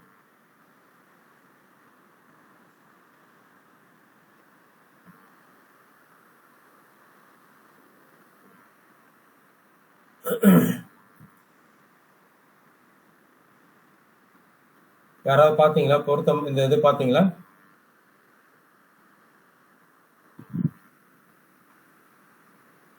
பார்க்கலன்னு நினைக்கிறேன். Okay, fine. இங்க பாத்தீங்கன்னா நம்ம பொருத்தம் பார்க்கும்போது நம்ம 1, 5, 9 பார்க்க சொல்லியிருப்போம் இல்லையா, அதெல்லாம் ஒரு வாட்டி பார்த்துருங்க. பார்த்துட்டு அதுக்கப்புறம் இதை பார்க்கலாம். ஓகே, இப்போ நாம இங்க பார்க்கும்போது பாத்தீங்கன்னா லக்னம், 2 பேருக்குமே லக்னம், ஒரே லக்னம் வந்துருக்கு. ஒரே லக்னம்ன்றது மட்டும் இல்ல, லக்னம் புள்ளியும் பாத்தீங்கன்னா ஆல்மோஸ்ட் ஒருத்தருக்கு 25 டிகிரி, ஒருத்தருக்கு 26 டிகிரி அப்படின்னு ஒரே இடத்துல இருக்கு. ஸோ அது முடிஞ்ச வரைக்கும் அது வந்து நல்ல பொருத்தம் இல்லை அப்படிங்கிறத நம்ம சொல்றோம். பட் 2 பேருமே குரு சாரம் வாங்கியிருக்காங்க அப்படின்றதும் பார்க்க முடியுது.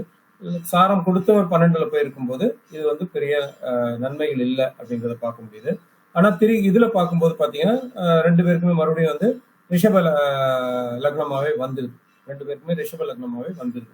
ஸோ அது ஒரு விதத்துல நல்ல நன்மையா இருக்கும் அப்படின்றத பார்க்க முடியுது. அப்படி இருந்தா கூட நான் 50% மார்க் தான் கொடுப்போம். இது ஃபுல் மார்க் கொடுக்கல இதுக்கு லக்னத்துக்கு. ஓகே, அடுத்து ராசி பார்க்கலாம். ராசி பார்த்தீங்கன்னா ஒருத்தருக்கு கடக ராசி, ஒருத்தருக்கு ஸ்கிரீன் ஷேரிங் வரலையா? ஸ்கிரீன் ஷேரிங்கே இல்லை போல இருக்கு. ஸ்கிரீன் ஷேரிங் வரல.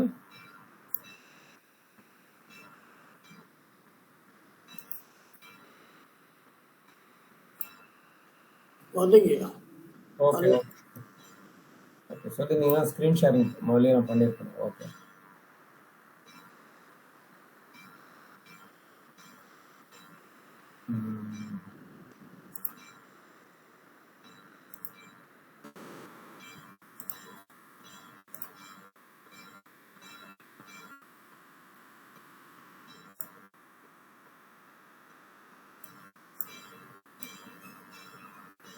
ஓகே நான் இப்போதான் பார்க்குறேன் ஸ்க்ரீன் ஷேரிங் வராது. Okay, sorry.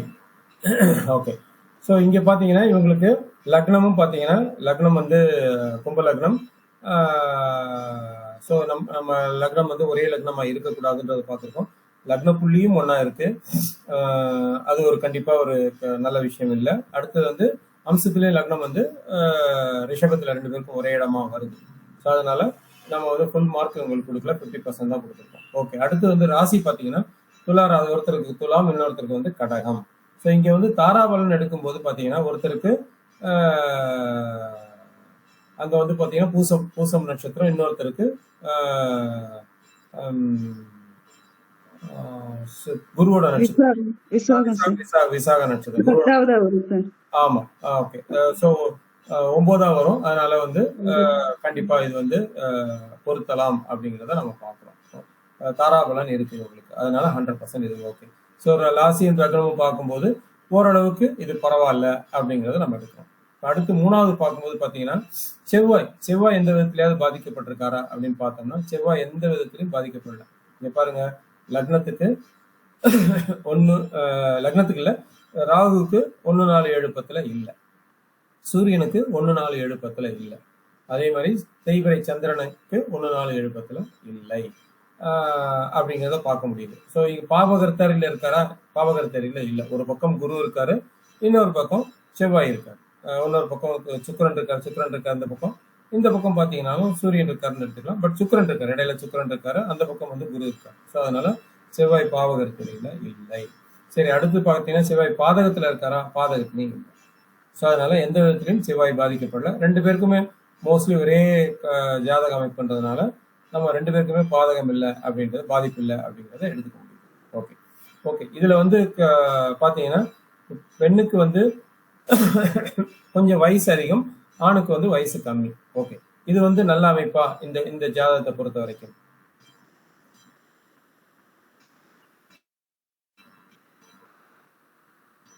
இந்த ஜாதகத்தை இணைக்கலாமா? இந்த காரணத்துக்கு நம்ம 2ஆம் இடத்துல சனி இருக்காரு, சனி வக்கரமா இருக்காரு ரெண்டு பேருக்குமே. அதனால இந்த ஜாதகத்தை எனக்கு, பொண்ணுக்கு வந்து மூத்த பெண்ணு, பையன் வந்து இளையவர், ஒரு 10 நாள் டிஃபரன்ஸ் இருக்கு, இணைக்கலாமா?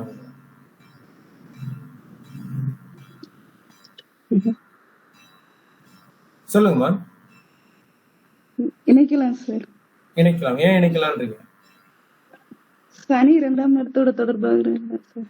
ஓகே ஓகே குட் குட் இவ்வளவுதான். சனி இப்ப ஒருத்தருக்கு சனி 2ஆம் இடத்தோட சம்பந்தப்பட்டாலும் சரி, லக்னத்தோட சம்பந்தப்பட்டாலும் சரி, 7ஆம் இடத்துல சம்பந்தப்பட்டாலும் சரி, 8ஆம் இடத்துல சம்பந்தப்பட்டாலும் சரி, ஒரு ஏதோ ஒரு வித்தியாசம் இருக்கு. நம்ம 8ஆம் இடம்னு சொல்லும்போது ஏதோ ஒரு வித்தியாசம் இருக்குன்னு சொல்லியிருப்போம். இங்க 2ஆம் இடம் லக்னம் 7ஆம் இடமா இருக்கும்போது தன்னை விட மூத்தவரா இருந்ததுன்னா கண்டிப்பா அது வந்து நல்லதா இருக்கும். இங்க பாருங்க, பெண்ணுக்கு வந்து பெண் மூத்தவர், ஆண் வந்து இளையவர். ஸோ நார்மலா இது மாறி இருக்கு. ஸோ அந்த விதத்துல இது நல்ல பொருத்தம் அப்படின்னே சொல்லலாம். ஆனா சனி 2ல இருக்கிறதுன்றது நல்ல விஷயம் இல்லை. இப்போ ஒருத்தருக்கு மட்டும் இருந்ததுன்னா பரவாயில்ல, 2 பேருக்குமே இருக்கிறதுன்றது நல்ல விஷயம் இல்லை. நம்ம நேற்று பார்க்கும்போது பார்த்துருப்போம், 2 6 10 சனி இருக்கலாமா அப்படின்னு பார்க்கும்போது 2ஆம் இடத்துல சனி 2 பேருக்குமே இருக்கக்கூடாது அப்படின்றத பார்த்துருப்போம். அது இருந்ததுன்னா என்ன பிரச்சனைன்னு சொல்லியிருக்கோம், பொருளாதாரம் சார்ந்த விஷயங்கள்ல இவங்களுக்கு பிரச்சனைகள் சொல்லியிருக்கோம். ஸோ அது மட்டும் இல்லாம இது செவ்வாய் பார்வையும் அந்த 2ஆம் இடத்துக்கு கிடைக்கிறதுனால பொருளாதார சார்ந்த சிக்கல்கள் இவங்களுக்கு கிடைக்கும் அப்படின்றத நம்மளால சொல்ல முடியுது. ஓகே, இது ஒரு பக்கம். இது இல்லாம சனி எந்த ஜாதகமா இருந்தாலும் சரி 11ஆம் இடத்தை பார்க்கும்போது அவங்களுக்கு இந்த பொருளாதார சார்ந்த விஷயங்கள்ல பெரிய பிரச்சனைகள் வர்றதில்லை. இப்போ ஒருத்தருக்கு சனி வந்து 9ல இருக்கு, 9ல இருக்க சனி 11 பாக்குது. இல்ல ஒருத்தருக்கு 5ல இருக்கு, 5ல இருக்க சனி 11ஆம் இடத்தை பாக்குது. இல்ல ஒருத்தருக்கு 2ல இருக்கு, 2ல இருக்க சனி 10ஆம் பார்வையா இதை பாக்குது. அப்படின்னும் போது இவங்களுக்கு பொருளாதாரம் சார்ந்த விஷயங்கள்ல பெரிய பிரச்சனைகள் வர்றது இல்லை அப்படிங்கிறத பார்க்க முடியும். அது இல்லாம இங்க சனியும் குருவும் பரிவர்த்தனை நடக்கும்போது திருமணம் சார்ந்த விஷயங்கள் வரும்போது பரிவர்த்தனை நம்ம சொல்லும்போது 2ஆம் இடத்துக்கு குரு, 11ஆம் இடம் வந்து 12ஆம் இடம் வந்து சனி நம்ம எடுத்துக்கலாம். ஓகே, ஸோ அந்த மாதிரி எடுத்தாலும் இவங்களுக்கு ஓரளவுக்கு பிரச்சனைகள் இல்லை அப்படிங்கிறதுனால இங்க கொஞ்சம் நம்ம வந்து காஷியஸா அதை அனலைஸ் பண்ணும்போது 2ஆம் இடத்துல சனி இருக்கே பண்ணலாமா அப்படின்றது, 2ஆம் இடத்துல சனி இருக்கிறதுனால ஒருத்தர் மூத்தவர் ஒருத்தர் இளையவர் அது வந்து நமக்கு தாலி ஆயிடுது. அடுத்து 2ஆம் இடத்துல சனி இருக்கு அப்படின்னு பார்க்கும்போது வீடு கொடுத்தவர் வந்து 12ல இருந்தாலும் பரிவர்த்தனையில 2க்கு போயிடுவார். அங்க பரிவர்த்தனை 2ன்னும் போது 2 11 போது அது ஓரளவுக்கு பரவாயில்ல அப்படிங்கிற ஒரு கான்செப்ட்ல இது ஓகே. இந்த இடம் 12ஆம் இடத்துல சனி இருக்கிறதுன்றது பரவாயில்ல. ஆனா செவ்வாய் அந்த இடத்த பாக்குறது, சனி இருந்து செவ்வாய் பாக்குறது இவங்களுக்கு எப்பயுமே பொருளாதார சார்ந்த விஷயங்கள்ல ஏதோ ஒரு சிக்கல்கள் இருந்துட்டு இருக்கும் அப்படின்றது ஒண்ணு. 2ஆவது பார்க்கும்போது இது 2ஆம் இடத்துல சனி இருந்து செவ்வாய் பார்க்கும்போது அடிக்கடி சண்டை சச்சரவுகள் வர்றதுக்கு வாய்ப்பு இருக்கு. 2 பேருக்குமே அடிக்கடி சண்டை சச்சரவுகள் இல்ல மனத்தாங்கல்கள் வர்றதுக்கு வாய்ப்புகள் இருக்கு. ஏன்னா அடுத்து பாத்தீங்கன்னா பரிவர்த்தனையில சனி வரக்கூடிய இடமும் 12ஆம் இடம் சனி. ஸோ ஐனஸ் சார்ந்த விஷயங்கள்ல, தாம்பத்தியம் சார்ந்த விஷயங்கள்ல, படுக்கை விஷயங்கள்ல இவங்களுக்கு ஒரு குறைகள் ஏற்படுறதுக்கு வாய்ப்புகள் இருக்கு அப்படிங்கிறது தான் இந்த பரிவர்த்தனையும் நமக்கு சொல்லுது. ஓகே, ஸோ ஒரு விதத்துல நல்லது, இன்னொரு விதத்துல ஓரளவு கொஞ்சம் பாதிப்புகள் இருக்கு அப்படிங்கறத சொல்லுது. இப்ப ஏன் அதை வந்து பொருத்தலாம் இல்ல வந்து ஓரளவு கன்சிடர் பண்ணலாம் நம்ம பார்த்ததுக்கு காரணம் என்னன்னா 2ல சனி இருக்காரு, ஒருத்தர் மூத்தவர் ஒருத்தர் இளையவர், அதாவது பெண் மூத்தவர் ஆண் இளையவர் அப்படின்ற கான்செப்ட்ல இங்க பொருத்தலாம் அப்படின்னு பாக்குறோம். அதே மாதிரி பரிவர்த்தனை 2க்கு குரு போறாரு, 12க்கு சனி வராரு அப்படின்ற போது ஓரளவுக்கு இது வந்து அதாவது பொருளாதாரத்துல பெரிய பிரச்சனைகள் வராது அப்படிங்கறத பார்க்க முடியுது. அதே மாதிரி 2ல சனி இருந்து 11ஆம் இடத்தை பார்க்கும்போது இவங்களுக்கு ஏதோ ஒரு இடத்துல பணங்கள் வந்துகிட்டே இருக்கும். இல்லை இப்ப இல்லைனாலும் பிற்காலத்துல பணங்கள் கண்டிப்பா இவங்களுக்கு சேரும் அப்படின்றத சொல்ல முடியுது. ஆனா 2ல சனி இருந்து செவ்வாய் அதை பாக்குறதுன்றது ஏதோ ஒரு விதத்துல அடிக்கடி கடனால தொந்தரவுகள், இல்ல வீட்டுல வாக்குவாதங்கள் வர்றது, 2 பேருக்கு சண்டைகள் ஏற்படுறது, இல்ல 12ஆம் இடத்தோட சனி பரிவர்த்தனை இருக்கும்போது உங்களுக்கு அயன சுகத்துல பிரச்சனைகள் ஏற்படுறது அப்படின்ற விஷயங்களை இவங்களுக்குள்ள ஒரு சின்ன பாதிப்புகள் இருக்கிறதுக்கு வாய்ப்புகள் இருக்கு அப்படின்றது சொல்லுது. ஓகே, அடுத்து பாருங்க. இந்த இதை பாத்தீங்கன்னா இதுல ஓகே ஆயுள் பாக்குறோம். இங்க ஆயுள் தானே. ஓகே, இது ஆயுள். ஓகே, ஆயுள் பார்க்குறீங்க. இங்க ஆயுள் பார்க்கும்போது பாத்தீங்கன்னா இந்த இடத்துல வந்து உங்களுக்கு எப்படி ஆயுளை நம்ம என்ன சொல்லியிருக்கோம், சிம்பிளா பார்க்கணும்ன்றது சொல்லியிருக்கேன் நான். 2 பேருக்குமே பாத்தீங்கன்னா குரு 12ல இருக்காரு, அது மட்டும்தான். 2 பேருக்குமே சுக்கிரன் வந்து 11ல இருக்காரு. ஒருத்தருக்கு புதன் வந்து 10ல இருக்காரு, இன்னொருக்கு புதன் வந்து 11ல இருக்காரு. அதனால 2 கிரகம் சுபகிரகங்கள் நல்லா இருக்கு. அதனால கண்டிப்பா கண்ணை மூடிட்டு நம்ம இவங்களுக்கு ஆயுள் பொருத்தம் இருக்குன்னு பார்த்துட்டு போயிட்டே இருக்கலாம். நம்ம மற்ற விஷயங்களை பார்க்கவே இல்லை. நம்ம வகுப்புக்காக உங்களுக்கு எப்படி பார்க்கணும் அப்படின்றதுக்காக இங்க சார்ட் போட்டிருக்கேன். இங்க பாருங்க, 1ல கிரகம் என்ன கிரகம் இருக்கு, கேது இருக்கு. 1ல கேது இருக்கு, 2 பேருக்குமே 1ல கேது இருக்கு. அதனால 0 மார்க் போட்டேன். வாங்க மார்க் கொடுக்கலாம். ஸோ 8ல 2 பேருக்குமே கிரகங்கள் இல்லை, அதனால 1 மார்க் போட்டிருக்கோம். அடுத்தது 10ஆம் இடத்துல சூரியன், ஒருத்தருக்கு சூரியன் இருக்கு, இன்னொருத்தருக்கு சூரியன் புதன் இருக்கு. ஸோ சூரியன் புதன் 2 பேருக்குமே இருக்கும்போது அது என்ன சொல்றது உங்களுக்கு, திக்பலம். சூரியன் 10ல வந்து திக்பலம், அதனால அதுக்கு நம்ம மார்க் கொடுத்துருக்கோம். அது மட்டும் இல்லாம 8ஆம் அதிபதி 10க்கு வர்றதுன்றது நல்ல விஷயம் தான். ஓகே, ஒரு 8ஆம் அதிபதி கேந்திரத்துக்கு வர்றதுன்றது நல்ல விஷயம். அதனால அதுக்கு ஒரு மார்க் கொடுத்துருக்கோம். ஸோ 2 பேருக்குமே மார்க் கொடுக்குறோம். இங்க 2 பேருக்குமே ஒரு பாயிண்ட் கொடுக்கும். ஓகே, அதுக்கு அடுத்தது பாத்தீங்கன்னா 8ஆம் அதிபதி எங்க இருக்காரு, 8ஆம் அதிபதி ஒருத்தருக்கு 11ல இருக்காரு, இன்னொருத்தருக்கு 10ல இருக்காரு. 2மே நல்ல விஷயம் தான். அடுத்ததுக்கு ஆயுள்காரகன் சனி, 2 பேருக்குமே வக்ரம். அதனால அங்க மார்க் நம்ம கொடுக்கக்கூடாது, தெரியாம கொடுத்துட்டேன். அங்க 1 போட்டிருக்கேன், பட் அது 0 மார்க் தான் நம்ம எடுக்கணும். அது 0 பாயிண்ட் போட்டுக்கலாம். ஓகே, ரெண்டுல ரெண்டு பேருக்குமே 0 பாயிண்ட் தான் கொடுக்கணும். ஆயுள் காரகன் 2ல வக்ரமா இருக்கிறதுனால அங்க 0 அப்படின்னு நம்ம கொடுத்துடலாம். ஓகே. அடுத்து பாத்தீங்கன்னா குரு குரு நம்ம பாக்குறோம். குரு வந்து 12ல இருக்காரு, அதனால அதுவும் 0 தான். ஓகே. அடுத்து சுக்கிரன் பாத்தீங்கன்னா 11ல இருக்காரு, அதனால நல்லதுதான் அப்படின்றத நம்ம எடுத்துக்கிறோம். இன்னொருத்தருக்கும் 11ல தான் இருக்காரு, ஸோ அதுவும் நல்லதுன்னு எடுத்துக்கிறோம். அடுத்தது புதன் ஒருத்தருக்கு 10ல இருக்காரு, இன்னொருத்தருக்கு 11ல இருக்காரு, அதுவும் நல்ல நல்ல விஷயம்னு எடுத்துக்கிறோம். இவங்க ரெண்டு பேருக்குமே 5 பாயிண்ட் வருது, ஈக்குவலா ரெண்டு பேருமே 5 பாயிண்ட் வருது. இதனால ஆயுள் பலம் ஈக்குவலா இருக்கு அப்படிங்கிறத நம்மளால பார்க்க முடியுது. ஓகே. இப்ப அடுத்து பாத்தீங்கன்னா நம்ம நேற்று பார்த்த அந்த கிரக சேர்க்கைகள் அப்படின்னு பார்க்கும்போது 1ல எந்த கிரகம் இருக்கலாம், 2ல எந்த கிரகம் இருக்கலாம் அப்படின்றத நம்ம பார்க்கிறோம் இல்லையா. அந்த பார்வைகளை இங்க பார்க்கும்போது பாத்தீங்கன்னா 1ல கேது இருக்கு. ஸோ ரெண்டு பேருக்குமே 1ல கேது இருக்கு, சிறப்பு. நம்ம நேற்று ஏற்கனவே பார்த்தோம், 1ல ரெண்டு பேருக்குமே கேது இருக்கிறது நல்ல விஷயம் அப்படின்னு பார்த்துருக்கோம். 5ல எந்த கிரகமும் இல்லை, 9ல எந்த கிரகமும், ஒருத்தருக்கு சந்திரன் இருக்கு, இன்னொருத்தருக்கு எந்த கிரகமும் இல்லை. அதனால இந்த 1, 5, 9 அப்படின்றது ரெண்டு பேருக்குமே ஸ்ட்ராங்கா இருக்கு அப்படின்றத பார்க்க முடியுது. அதுக்கு அடுத்து பாக்குறோம் 2ல சனி இருக்கு, ஒருத்தருக்கு சனி இருக்கு, ரெண்டு பேருக்குமே சனி 2ல இருக்கு, அது ஒரு நெகட்டிவான பாயிண்ட். அதுக்கு அடுத்தது 6ல கிரகம் இருக்கா, 6ல ரெண்டு பேருக்குமே, ஒருத்தருக்கு சந்திரன் இருக்கு, இன்னொருத்தருக்கு எந்த கிரகமும் இல்லை, அதனால அது ஓகே அப்படின்றது எடுத்துக்கிறோம். ஓகே. அடுத்து வந்து சூரியன் 10ல சூரியன் இருக்கிறதுன்றது ரெண்டு பேருக்குமே 10ல சூரியன் இருக்கக்கூடாதுன்னு சொல்லியிருக்கோம். 10ல நார்மலா சூரியன் இருக்கிறதுன்றது திக்பலம் அப்படின்றத நம்ம எடுக்கிறோம். திக்பலமா இருக்கும்போது சூரியன் கண்டிப்பா வருமானம் சார்ந்த விஷயங்கள்ல, இல்ல கவர்மெண்ட் சார்ந்த விஷயங்கள்ல, மற்ற சூரியன் சார்ந்த எந்த தொழிலா இருந்தாலும் இவங்க பண்றதுக்கு கண்டிப்பா அது வந்து சிறப்பான விஷயம் அப்படின்றத எடுக்கிறோம். ஆனா ரெண்டு பேருக்குமே அங்க சூரியன் இருக்கும்போது அந்த பொருளாதாரம் சார்ந்த விஷயங்கள்ல இவங்களுக்கு கண்டிப்பா ஒரு பிரச்சனையை கொடுக்குது அப்படின்றத பார்க்க முடியுது. பொருளாதாரம் மட்டும் இல்ல, வீடு சம்பந்தமான விஷயங்கள்ல, இல்ல தொழில அடிக்கடி மாத்துறது, ஒரு வேலையில இருந்து இன்னொரு வேலையை தூக்கி போட்டு வர்றது. அதாவது 10ல சூரியன் இருக்கும்போது நம்ம வந்து பாஸ் நம்மளை மதிக்கலாம், டக்குனு கோவம் வந்து நம்ம தூக்கி போட்டு வந்துகிட்டே இருப்போம். ஓகே. ஸோ அந்த மாதிரி ரெண்டு பேருமே பண்றது அப்படின்றது ஒரு பிரச்சனையை ரெண்டு பேருக்குமே கொடுக்கும். அப்படிங்கிறதுனால 10ல சூரியன் இருக்கிறது நல்லது இல்லை. பொருளாதாரம் சார்ந்த விஷயம் சரி, இல்லை இவங்க வேலை செஞ்சாங்கனாலும் சரி, வேலை செய்யற இடத்துலயும் சரி, வேலைகள் நிரந்தரமா இல்லை அப்படிங்கிறத சொல்ல முடியுது நம்மளால. ஓகே. அது ஒரு பிரச்சனையை சொல்லுது அப்படிங்கறத இங்க பார்க்க முடியுது. ஓகே. அதுக்கு அடுத்தது இப்போ 2, 6, 10ல இவங்களுக்கு சரியா இல்லை அப்படிங்கறத இதை இண்டிகேட் பண்ணுது. ஓகே. அடுத்து 3, 7, 11 3, 7, 11 பாத்தீங்கன்னா ரொம்ப சிறப்பா இருக்கு. அதாவது 7ல ராகு இருக்கிறது சிறப்பு, 3ல எந்த கிரகமும் இல்லைன்றது சிறப்பு, 11ல ஒருத்தருக்கு செவ்வாய் சுக்கிரன் இருக்கு, இன்னொருத்தருக்கு செவ்வாய் சுக்கிரன் புதன் இருக்கு. இது வந்து சிறப்பான விஷயம் அப்படிங்கிறத பார்க்க முடியும். அதுக்கு அடுத்தது 4, 8, 12ல 4ல எந்த கிரகமும் இல்லை. ஒருத்தருக்கு பாத்தீங்கன்னா 4ல சுக்கிரன், 4ல எந்த கிரகமும் இல்லை, 8ல எந்த கிரகமும் இல்லை, 12ல குரு மட்டும் இருக்காரு. இன்னொருத்தருக்கும் அதே தான் வருது, 4ல எந்த கிரகமும் இல்லை, 8ல எந்த கிரகமும் இல்லை, 12ல குரு மட்டும்தான் இருக்காரு. நம்ம என்ன சொன்னோம், ஐனசைனசுகம் சமபலமா இருக்கா, 12ஆம் இடம் சமபலமா இருக்கா அப்படின்னு பாக்குறதுக்கு இங்க 12ஆம் இடம் சமபலமா இருக்கு. ஒருத்தருக்கு குரு இருக்கு, இன்னொருத்தருக்கு குரு இருந்து சந்திரன் மட்டும் பாக்குது, பரவாயில்ல, சுபகிரகம் தான், சந்திரன் மட்டும் பாக்குது. இதனால இவங்களுக்கு பெரிய பிரச்சனைகள் ஐனசைன இடத்துல வராது.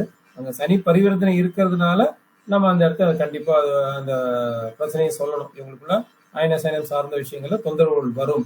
இதை வந்து இவங்க அனுசரிச்சு போனாங்கன்னா ஒரு 5-6 வருஷம் போயிட்டாங்கன்னா அதுக்கப்புறம் நல்லா இருக்கும் அப்படிங்கிறத நம்ம இங்க இண்டிகேட் பண்ணணும்.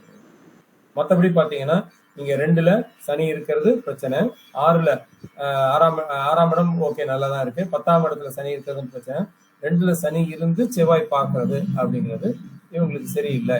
இந்த ஒரு சில காரணங்களால மட்டும் சரியில்லைன்னு நம்ம ஒதுக்கலாம். பட் இதை வந்து இவங்களுக்குள்ள தம்பதிக்குள்ள இப்ப அட்ஜஸ்ட் பண்ணிட்டு போறாங்க அப்படின்னா இது ஓகே, நீங்க போகலாம் அப்படின்றத பதில சொல்லிடலாம். அதாவது இந்த ஜாதகத்துக்கு நம்ம 2 பதில தான் சொல்லி ஆகணும். ஒண்ணு வந்து இது வந்து லவ் மேரேஜ் அப்படின்னு கூட ஒருத்தர் கேட்டாரு. லவ் மேரேஜ் இல்ல, இவங்க ஒருத்தருக்கு ஒருத்தர் தெரிஞ்சவங்க, ஒரே காலனிக்குள்ள இருக்காங்க, ஒரே ஏரியால இருக்காங்க, ரொம்ப நாளா ஃப்ரெண்ட்ஸ். அதனால லவ் இல்ல, அவர் வந்து இது வேண்டாம்னா வேண்டான்னு சாமி நான் வந்து ரிஜெக்ட் பண்ணிடுறேன் அப்படின்ற மாதிரி தான் சொன்னாரு. அதனால வேண்டான்றது நம்ம ஃபுல்லா சொல்லணும்ன்ற நெசசிட்டி இல்ல. இவங்க இங்க ப்ராப்ளம் அப்படின்னு பார்க்கும்போது இவங்களுக்குள்ள ஐனசைன சுகம் சார்ந்த விஷயங்கள்ல பிரச்சனைகள் வரும் அப்படின்றத இண்டிகேட் பண்ணுது. இது ஒண்ணு. ஏன்னா 12ஆம் இடம் பாத்தீங்கன்னா அதுவும் பாவகரத்தையில இருக்குன்றத எடுத்துக்கலாம். 12ஆம் இடம் பாவகரத்தையில இருக்கு, அந்த பக்கம் கேது, இந்த பக்கம் வந்து செவ்வாய் இருக்காரு. ஸோ அது ஒரு விஷயம். சனியும் குருவும் பரிவர்த்தனை நடக்கும்போது அந்த இடத்துல ஒரு பிரச்சனைகள் வரும்ன்றது சொல்றது. அது இல்லாம 2ஆம் இடத்துல செவ்வாயும் சனியும் பிரச்சனை, வாய் வார்த்தைகள், கடன் தொல்லைகள் இந்த மாதிரி வரதுக்கு வாய்ப்பு இருக்கு. ஸோ இதெல்லாம் நீங்க மேனேஜ் பண்ணிக்கிறது இருந்தீங்கன்னா, அது 10ஆம் இடத்துல சூரியன் இருக்கிறதும் ஒரு பிரச்சனை அப்படின்றத நம்ம சொல்றோம். அப்ப வேலை சார்ந்த விஷயங்கள், அடிக்கடி வேலையை விடுறது, வேலையை மாத்துறது, வீட்டை மாத்துறது, அப்படிங்கிற பிரச்சனைகள்லாம் வரும் அப்படின்றது சொல்லி இந்த பிரச்சனைகளை சொல்லிட்டு இதுக்கப்புறம் உங்க டிசிஷன். நீங்க வந்து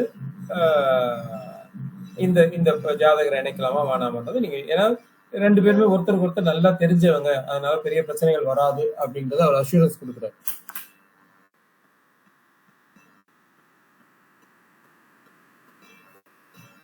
ஒரே நிமிஷம்.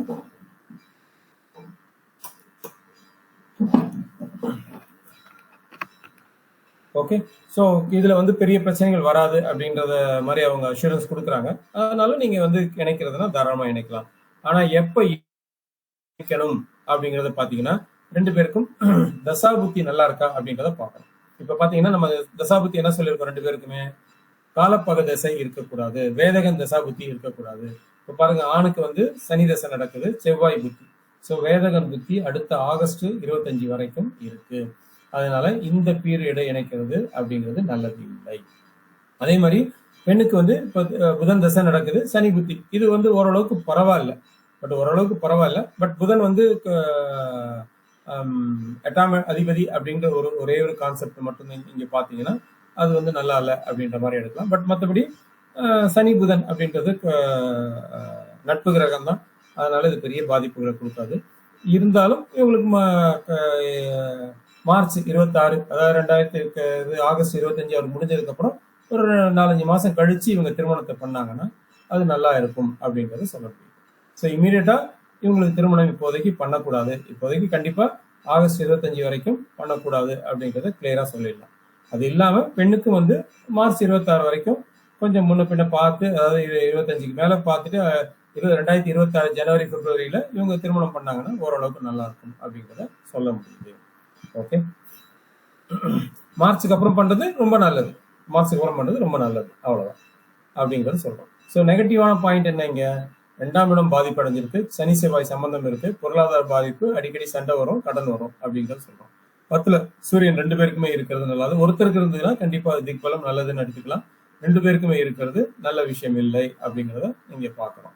அதே மாதிரி 7-10 சம்பந்தம், இங்க வந்து 7ஆம் அதிபதி 10ஆம், இப்ப பாருங்க 7ஆம் அதிபதி யாரு இருக்கு, 7ஆம் அதிபதி வந்து சூரியன் 10ஆம் இடத்தோட சம்பந்தப்படுறார்.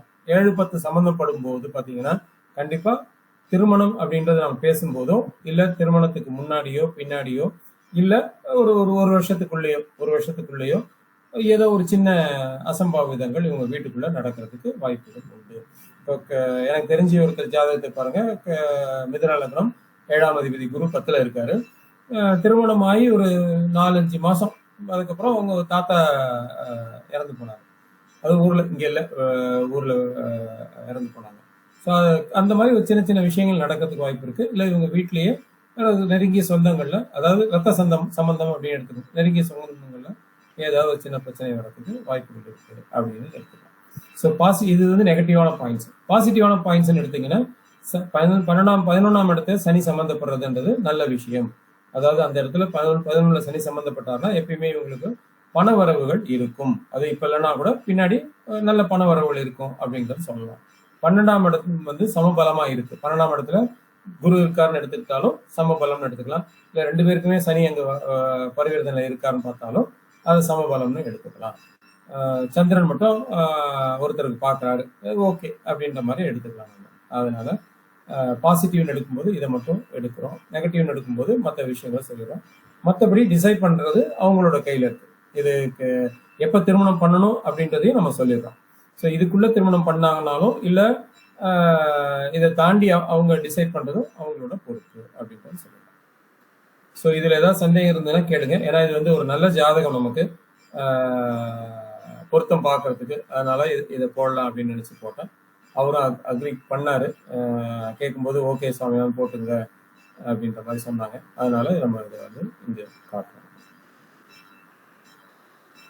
ஏன்னா இந்த மாதிரி ஜாதகங்கள், ஒரே மாதிரி ஜாதகங்கள் இணைக்கலாமா கூடாதுன்ற டவுட் நிறைய பேருக்கு வரும்போது இந்த மாதிரி ஒரு நுணுக்கங்கள் நம்ம கொஞ்சம் பார்க்கணும். அதாவது 2ஆம் இடம் எப்படி பாதிக்கப்பட்டிருக்கு, 10ஆம் இடம் எப்படி, ஸோ அப்படி இருந்தா கூட நம்ம இந்த பிரச்சனைகளை அவங்ககிட்ட சொல்லி அவங்க டிசிஷன் எடுக்கிற மாதிரி விடுறதுன்றது நல்ல விஷயமாவே இருக்கும்.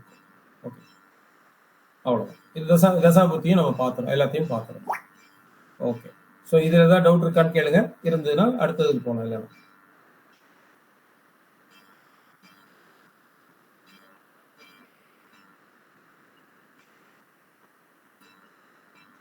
இல்லையா? ஓகே, அடுத்ததுக்கு போயிடலாம். இந்த ஜாதகம் ஒரு 2 தம்பதியோட ஜாதகம். இவங்க வந்து ரீசெண்டா பிரிஞ்சவங்க. இவங்களோட ஜாதகம் இது. இத பாத்தீங்கன்னா ஆணோட ஜாதகம் வந்து தெரியுதுல்ல? Okay okay. ஆணோட ஜாதகம் வந்து 9/10/1991. பெண் வந்து 7/5/7/83. வயசெல்லாம் நல்லாதான் இருக்கு. ரீசெண்டா ரீசெண்டா இல்ல, ஒரு 5-6 வருஷத்துக்கு முன்னாடி திருமணம் ஆகி அதுக்கப்புறம் வந்து பிரிஞ்சுட்டாங்க. ரீசெண்டானா ஒரு 2 வருஷத்துக்கு முன்னாடி பிரிஞ்சுட்டாங்கன்னு வச்சுக்குவேன். சோ உங்க பிரிஞ்சதுக்கான காரணங்கள் என்ன அப்படிங்கறத பார்ப்போம். இங்க பாருங்க, ஒருத்தருக்கு வந்து மேஷ லக்னம், ஆண் வந்து மேஷ லக்னம், பெண் வந்து மகர லக்னம். சோ ஒருத்தருக்கு மேஷ லக்னம், இன்னொருத்தருக்கு மகர லக்னம். சோ 4-10 அப்படிங்கிறது ஓகே அப்படின்னு சொல்றாங்க. ஓகே, 4-10 ஓகேன்னு தான் சொல்லியிருக்கோம். 4-10 கண்டிப்பா இணைக்கலாம். ஆனா இங்க 4-10 இருந்தாலும் பாருங்க, ஒருத்தருக்கு அதாவது ஆண் வந்து முன்னாடியும் பெண் வந்து பின்னாடியும் இருக்காங்க. சோ இது வந்து நல்ல அமைப்பு இல்லை. சோ இப்படி இருக்கும்போது நம்ம கண்டிப்பா அம்சத்தையும் ஒரு வாட்டி பார்க்கணும், அந்த எப்படி இருக்காங்கன்றதை பார்க்கணும். அதனால இங்க அம்சத்திலயும் பரவாயில்ல, அதனால நம்ம ஓகேன்னு சொல்லியிருக்கோம். இது வந்து ஓரளவுக்கு ஓகே அப்படின்றது 100% மார்க்கே இதுக்கு கொடுக்கலாம். ஓகே, அடுத்து பாத்தீங்கன்னா ராசி பாத்தீங்கன்னா ஒருத்தருக்கு மகர ராசி, இன்னொருத்தருக்கு மேஷ ராசி. ஒருத்தருக்கு மகர ராசி, இன்னொருத்தருக்கு மேஷ ராசி. பொதுவா என்ன சொல்லுவோம், நம்ம ராசி லக்னமும் 4-10 இருந்தாலும் சேர்க்கலான்றத சொல்லிடுவோம். அதுவும் ஓகே தான். பட் தாராபலன் பார்க்க சொல்லியிருக்கோம். அந்த தாராபலனையும் நம்ம அங்க பார்க்கணும். தாராபலனை பார்க்கணும். தாராபலனை பார்க்கும்போது பாருங்க, பெண் ராசியிலேருந்து என்றோம். பெண் வந்து பரணியிலேருந்து எண்ணும்போது திருவோணம் அப்படின்னு வந்துச்சுன்னா, திருவோணம் வந்து 21வது நட்சத்திரமா வரும். நம்ம 21வது நட்சத்திரம் தாராபலன் இல்லைன்றதை கிளியரா சொல்லியிருக்கோம். 21வது நட்சத்திரம் தாராபலன் இல்லை. சோ இங்க அம்சத்துல பாருங்க, அம்சத்துல 6-8 இருக்கு. இங்க தாராபலனும் இல்ல, அங்க அம்சத்துல 6-8 இருக்கு. அதனால இதுக்கு 0 பாயிண்ட் தான். சோ கண்டிப்பா லக்னத்துக்கு நம்ம பாயிண்ட் கொடுக்கலாம், ராசிக்கு பாயிண்ட் கண்டிப்பா கொடுக்க கூடாது அப்படிங்கறத இங்க பாக்குறாங்க. அடுத்து பாருங்க, ராகு செவ்வாய் எப்படி இருக்காரு? ஆண் ஜாதகத்துல செவ்வாய் எங்க இருக்காரு? ஓகே, செவ்வாய் வந்து கடகத்துல இருக்காரு. செவ்வாய் எங்க நீசம் அப்படின்றத எடுத்துக்கலாம். அது மட்டும் இல்லாம லக்னாதிபதி நீசம் அப்படிங்கறத எடுத்துக்கலாம். அது இல்லாம செவ்வாய் பலம் இழந்துட்டாரு. செவ்வாய் எல்லா விதத்திலையும் பலம் இழந்துட்டாரு. சோ இவருக்கு பொருத்தக்கூடிய ஜாதகத்துல எப்படி பொருத்தி இருக்கணும்? செவ்வாய் பலமான செவ்வாயா பொருத்திருக்கணும். ராகுக்கு எதுவோட சேராத செவ்வாய் பொருத்திருக்கணும். அது மட்டும் இல்லாம செவ்வாய் பலமா இருக்கணும். பெண் ஜாதகத்துல பாருங்க, செவ்வாய் அங்க மறுபடியும் ராகுவோட தான் இருக்காரு. செவ்வாய் ராகுவோட இருக்காரு. அது லக்னத்துக்கு 6ஆம் இடமாவும் வரும். சோ இது வந்து கண்டிப்பா சரியில்லாத ஒரு அமைப்பு. 2 பேருக்குமே ராகு வந்து செவ்வாய் வந்து ராகுவால பாதிக்கப்பட்டிருக்கார் அப்படின்றத பார்க்க முடியும். அது மட்டும் இல்ல, இங்க பாருங்க, செவ்வாய் வந்து சூரியனோட இருக்காரு. பெஞ்சாதகத்துல செவ்வாய் ராகுவோட மட்டும் இல்ல, சூரியனோட இருக்காரு. சூரியனோட சேர்ந்து 2 விதத்துல பாதிக்கும். ஒரு விதத்துல பாதிக்கப்படல, 2 விதத்திலையும் இது பாதிக்கப்பட்டிருக்கு. சோ அதனால இந்த செவ்வாய் பலவீனம் அடைஞ்சிருக்காரு. இவர் ஒரு கண்டிப்பா ஒரு பிரச்சனைகளை கொடுப்பார் அப்படிங்கறத நமக்கு கிளியரா இங்க தெரியுது. ஓகே ஓகே, இது ஒரு பக்கம். அடுத்து பாருங்க, நம்ம ஓகே, அது 12ஆம் இடம் கடைசியில வர. இப்போதைக்கு ஆயுள் பார்க்கலாம். ஆயுள் பாருங்க, ஆயுள் ஒருத்தருக்கு பாத்தீங்கன்னா 1ஆம் இடம் ஓகே தான் 2 பேருக்குமே. 8ஆம் இடம் 2 பேருக்குமே சரியில்லை. இங்க 8ஆம் இடம் எப்படி இருக்கு? 2 பேருக்குமே, ஒருத்தருக்கு 8ஆம் இடத்துல புதன், செவ்வாய், ராகு, சூரியன் எல்லாமே இருக்கு. இன்னொருத்தருக்கு 8ஆம் இடத்துல சுக்கிரன் இருக்கு. 2ஆம் அதிபதி போய் 8ல இருக்காரு. சோ 2 பேருக்குமே 8ஆம் இடம் சரியில்லைன்றத சொல்லுது. 10ஆம் இடம் 2 பேரும் பாருங்க, 10ஆம் இடம் ஓகே தான் 2 பேருக்குமே. இப்ப ஒருத்தருக்கு சரியில்லைன்றதை எடுத்துக்கலாம், வேணா கேது இருக்கு. இன்னொருத்தருக்கு 10ஆம் இடம் லக்னாதிபதி போய் அங்க உச்சமா இருக்காரு. சோ அதனால ஒருத்தருக்கு ஓகே, இன்னொருத்தருக்கு ஓகே இல்லை அப்படின்றத சொல்றோம் நம்ம. ஓகே, அடுத்துக்கு எட்டாம் அதிபதி. எட்டாம் அதிபதி பாருங்க ஒருத்தருக்கு நீசமாயிருக்கார். எட்டாம் அதிபதி ஒருத்தருக்கு நீசம், இன்னொருத்தருக்கு எட்டாம் அதிபதி பாத்தீங்கன்னா எட்டாம் அதிபதி யாரு? செவ்வாய். செவ்வாய் வந்து இங்க நீசமா இருக்காரு ஒருத்தருக்கு. இன்னொருத்தருக்கு எட்டாம் அதிபதி சூரியன். சூரியன் வந்து இங்க 6ஆம் இடத்துக்கு போயிருக்காரு. சூரியன் 6ஆம் இடத்துல போனது மட்டும் இல்ல, ராகு கேதுவால அஸ்தங்கம் அடைஞ்சிருக்காரு. அது ராகு கேதுவால கிரகண தோஷம் அடைஞ்சிருக்காரு அப்படின்னு சொல்லலாம். அதனால இங்க 8ஆம் இடம் 2 பேருக்குமே சரியில்லை அப்படிங்கறத சொல்லுது. ஓகே, 8ஆம் அதிபதி சரியில்லைன்றதையும் சொல்லுது. ஓகே, அடுத்து ஆயுள்காரகன் சனி. ஆயுள்காரகன் சனி எப்படி இருக்காரு? ஒருத்தருக்கு உச்சமா இருக்கார் அப்படின்றது ஓகே தான். இன்னொருத்தருக்கு ஆயுள்காரகன் சனி எப்படி இருக்காரு பாருங்க, அவரு 6ல இருக்கார். ஆயுள்காரகன் சனின்றது 6ல இருக்காரு, அதனால அது 0 பாயிண்ட் அப்படின்றத எடுத்துக்கலாம். அப்புறம் குரு, 2 பேருக்குமே குரு சரியில்லை, 2 பேருக்குமே சுக்கிரன் சரியில்லை. ஒருத்தருக்கு புதன் மட்டும் நல்லா இருக்காரு, ஒருத்தர் புதன் ஆட்சியா இருக்காரு பாருங்க. ஒருத்தருக்கு புதன் மட்டும், அதுவும் 6ல ஆட்சியா இருக்காரு. ஓகே, ஆட்சியா இருக்காருன்றதுனால நம்ம அங்க வந்து ஒரு இதை கொடுக்கும். இன்னொருத்தருக்கு புதன் வக்ரம், அதனால அதுக்கும் பாயிண்ட் கொடுக்கல. சோ புதனும் இங்க பாதிக்கப்பட்டிருக்காருன்னு எடுத்துருக்கோம். 2 பேருக்குமே பாத்தீங்கன்னா மொத்தமே 2 பாயிண்ட் தான். சோ மாங்கல்ய பலம் இல்லை, மாங்கல்ய தோஷத்தை கொடுக்கும். சோ இவங்க பிரிஞ்சதுனால 2 பேருக்குமே உயிர் பிரச்சனைகள் இல்லை.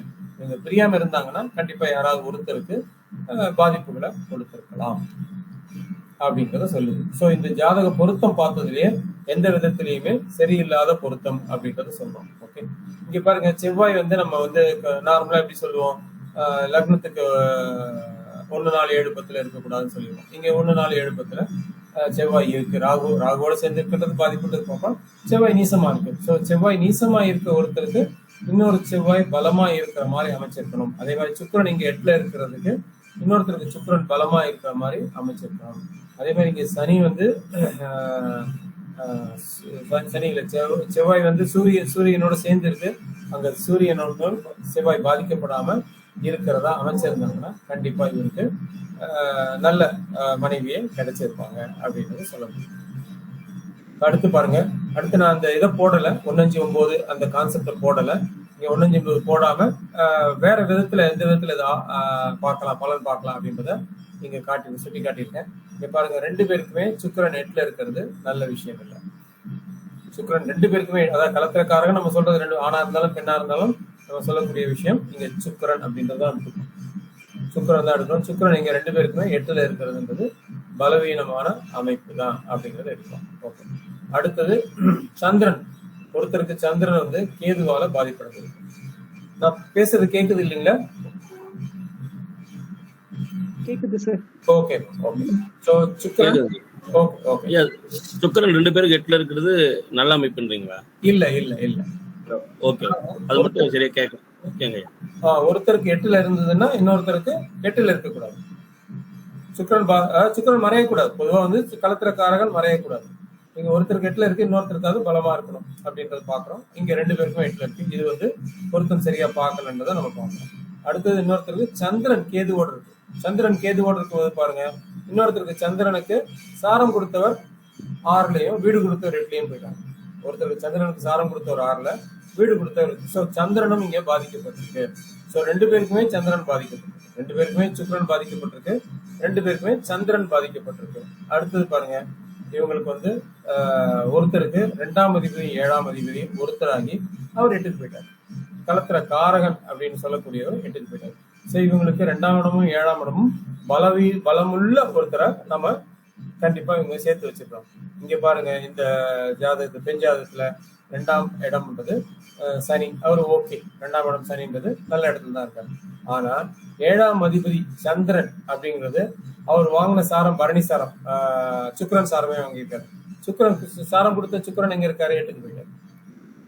அவர் பரணி சாரம் வாங்கியிருக்காரு. பரணி சாரம் வாங்கினது 4ல இருக்கிறது நல்ல அமைப்பு, 7ஆம் அதிபதி 4க்கு இருக்கிறது நல்ல அமைப்புன்னு நம்ம சொல்லியிருக்கோம். அப்படி இருக்கும்போது இங்க சுக்கிரன் வந்து நல்லா இருக்கணும். சுக்கிரன் இங்க பாருங்க 8க்கு போயிட்டாரு. அவருக்கு வீடு கொடுத்தவர் 6க்கு போயிட்டாரு. சுக்கிரனுக்கு வீடு கொடுத்தவர் 6க்கு போயிட்டாரு. சோ இதுதான் இங்க உள்ள பிரச்சனைய அப்படின்றத நம்ம கிளியரா பார்க்க முடியும். சோ சந்திரனுக்கு சாரம் கொடுத்தவர் சரியில்லை, 2ஆம் அதிபதி 7ஆம் அதிபதி 2 பேருக்குமே சரியில்லை அப்படின்றத பார்க்கணும். அதுக்கு அடுத்தது பாருங்க, இவங்களுக்கு 5ல மாந்தி, இன்னொருத்தருக்கு 5ஆம் அதிபதி 8ல. சோ இவங்களுக்கு குழந்தை பிறக்கல. அதுவும் ஒரு காரணமா இருக்கலாம் இவங்க பிரிஞ்சதுக்கு. ஒருத்தருக்கு 5ல மாந்தி, இன்னொருத்தருக்கு 5ஆம் அதிபதி 8ல. ஓகே. ஒருத்தருக்கு 5ஆம் இடம் பாவகர்த்தரில் இருக்கு. இங்க பாருங்க, ஒருத்தருக்கு 5ஆம் இடம் பாவகர்த்தரில் இருக்கு. 5ஆம் இடம் எது பாக்குங்க? 5ஆம் இடம் சிம்மம். 5ஆம் இடம் சிம்மம், அது பாவகர்த்தரில் இருக்கு. அந்த பக்கம் வந்து ராகு செவ்வாய், இந்த பக்கம் வந்து சூரியன் சனி இருக்காங்க. ஓகே. இன்னொருத்தருக்கு 5ஆம் இடம் எப்படி இருக்கு பாருங்க. 5ஆம் அதிபதி 8க்கு போயிட்டாரு. 5ஆம் அதிபதி 8க்கு போயிட்டாரு இன்னொருத்தருக்கு. ஸோ 5ஆம் அதிபதி 8க்கு போனதும் சரியில்லை. 5ஆம் அதிபதியும் 5ஆம் இடம் பாவகர்த்தரில் இருக்கு. அவங்களுக்கு 5ஆம் இடம் பாவகர்த்தரில் இருக்கு. அடுத்து சூரியன் நல்லா இருக்காரான்னு பாருங்க. சூரியன் 2 பேருக்குமே 6ல இருக்கு. சூரியன் 2 பேருக்குமே 6ல இருக்கு. ஸோ இந்த மாதிரி ஜாதகங்களை நம்ம இணைக்கும் போது அது எப்படி வந்து சக்சஸ்ஃபுல்லா இருக்கும்? கண்டிப்பா அது சக்சஸ்ஃபுல்லா இல்லை. ஸோ பொருத்தம் பார்த்ததுல இவ்வளவு பிரச்சனைகள் இருக்கிறதுனால இவங்க சேர்ந்து இருக்க முடியல அப்படிங்கிறத பார்க்க முடியுது. ஓகே. இவருக்கு எந்த மாதிரி பெண் பார்த்துருக்கணும் அப்படின்னு பாத்தீங்கன்னா, இவர் கண்டிப்பா இங்க பாருங்க, லக்னாதிபதி வீக். ஸோ இவங்க லக்னாதிபதி நல்ல லக்னாதிபதி இருக்கிற மாதிரி பார்த்துக்கணும். லக்னாதிபதி எந்த விதத்திலும் பலம் இழக்காம இருக்கிற மாதிரி பார்த்துக்கணும். ஒண்ணு. அடுத்தது பாத்தீங்கன்னா 5ஆம் அதிபதி சூரியன் வந்து 6க்கு போயிட்டாரு. ஸோ 5ஆம் அதிபதி நல்லா இருக்கிற மாதிரி பார்க்கணும். 9ஆம் அதிபதி அவரும் 6ல இருக்காரு. ஸோ 9ஆம் அதிபதி நல்லா இருக்கிற மாதிரி பார்க்கணும். சந்திரன் கேதுவோடு இருக்காரு. சந்திரனுக்கு நம்ம சொல்லியிருக்கோம், சந்திரன் வந்து பாம்புகளால் பாதிக்கப்பட்டா பிரச்சனைன்றதை சொல்லியிருக்கோம். அதே மாதிரி சந்திரன் அடுத்து தொடுவது கேதுவாய் இருந்தால் அப்படின்றதையும் ஒரு ரூல் சொல்லியிருக்கோம். அதுவும் இங்க ஒத்து வருது பாருங்க. அதனால சந்திரனும் இங்க வந்து நல்லபடியா இருக்கிற மாதிரி பார்க்கணும். அதுக்கடுத்து சுக்கிரன் இங்க வந்து பாத்தீங்கன்னா 8ல இருக்காரு. வரக்கூடிய ஜாதகத்துல சுக்கிரன் நல்லபடியா இருக்கணும். இங்க பாருங்க, 6ஆம் அதிபதி 7க்கு வந்து புதன் வக்ரமா இருக்காரு. வரக்கூடிய ஜாதகத்துல புதனும் நல்லா இருக்கும். ஸோ எல்லா கிரகமுமே நல்லா இருக்க மாதிரி ஒரு ஜாதகத்தை இங்க அமைச்சிருந்தாங்கன்னா இவங்களுக்கு பிரச்சனைகள் இல்லாம போயிருக்கும். ஸோ இங்க பொதுவா எல்லா கிரகமுமே இங்க கெட்டு இருக்கு அப்படிங்கிறத அவங்க சொல்லியிருக்காங்களா சொல்லலையான்னு தெரியல. அதுக்கு ஏத்த ஜாதகமா அமைஞ்சிருக்கணும். இவங்க என்ன பண்ணிருக்கலாம் அப்படின்னா, ஒருத்தருக்கு கெட்டு போயிருந்தா இன்னொருத்தருக்கு கெட்டு போயிருக்கணும் அப்படின்ற கான்செப்ட்ல போயிருப்பாங்க. அதுதான் இங்க உள்ள ஒரு விஷயம், பிரிவினையை கொடுத்ததுக்கு அப்படின்னு நான் நினைக்கிறேன். இதுல ஏதாவது சந்தேகம் இருந்ததுன்னா சொல்லுங்க. இதை பார்த்துட்டு நம்ம அடுத்ததுக்கு போகலாம். அடுத்த ஜாதகம் பார்க்கலாம். இதுல ஏதாவது இவங்க பிரிஞ்ச ஜாதகம் இது வந்து சேர்ந்த ஜாதகம். இது ரெண்டு பேரும் கிட்டத்தட்ட ஒரு 18 வருஷமா குடும்பம் நடத்திட்டு இருக்காங்க. நல்லபடியாக போயிட்டு இருக்கு. ஸோ இந்த ஜாதகம் நம்ம பார்க்கலாம். போன ஜாதகத்துல ஏதாவது சந்தேகம் இருந்ததுன்னா கேட்கும்.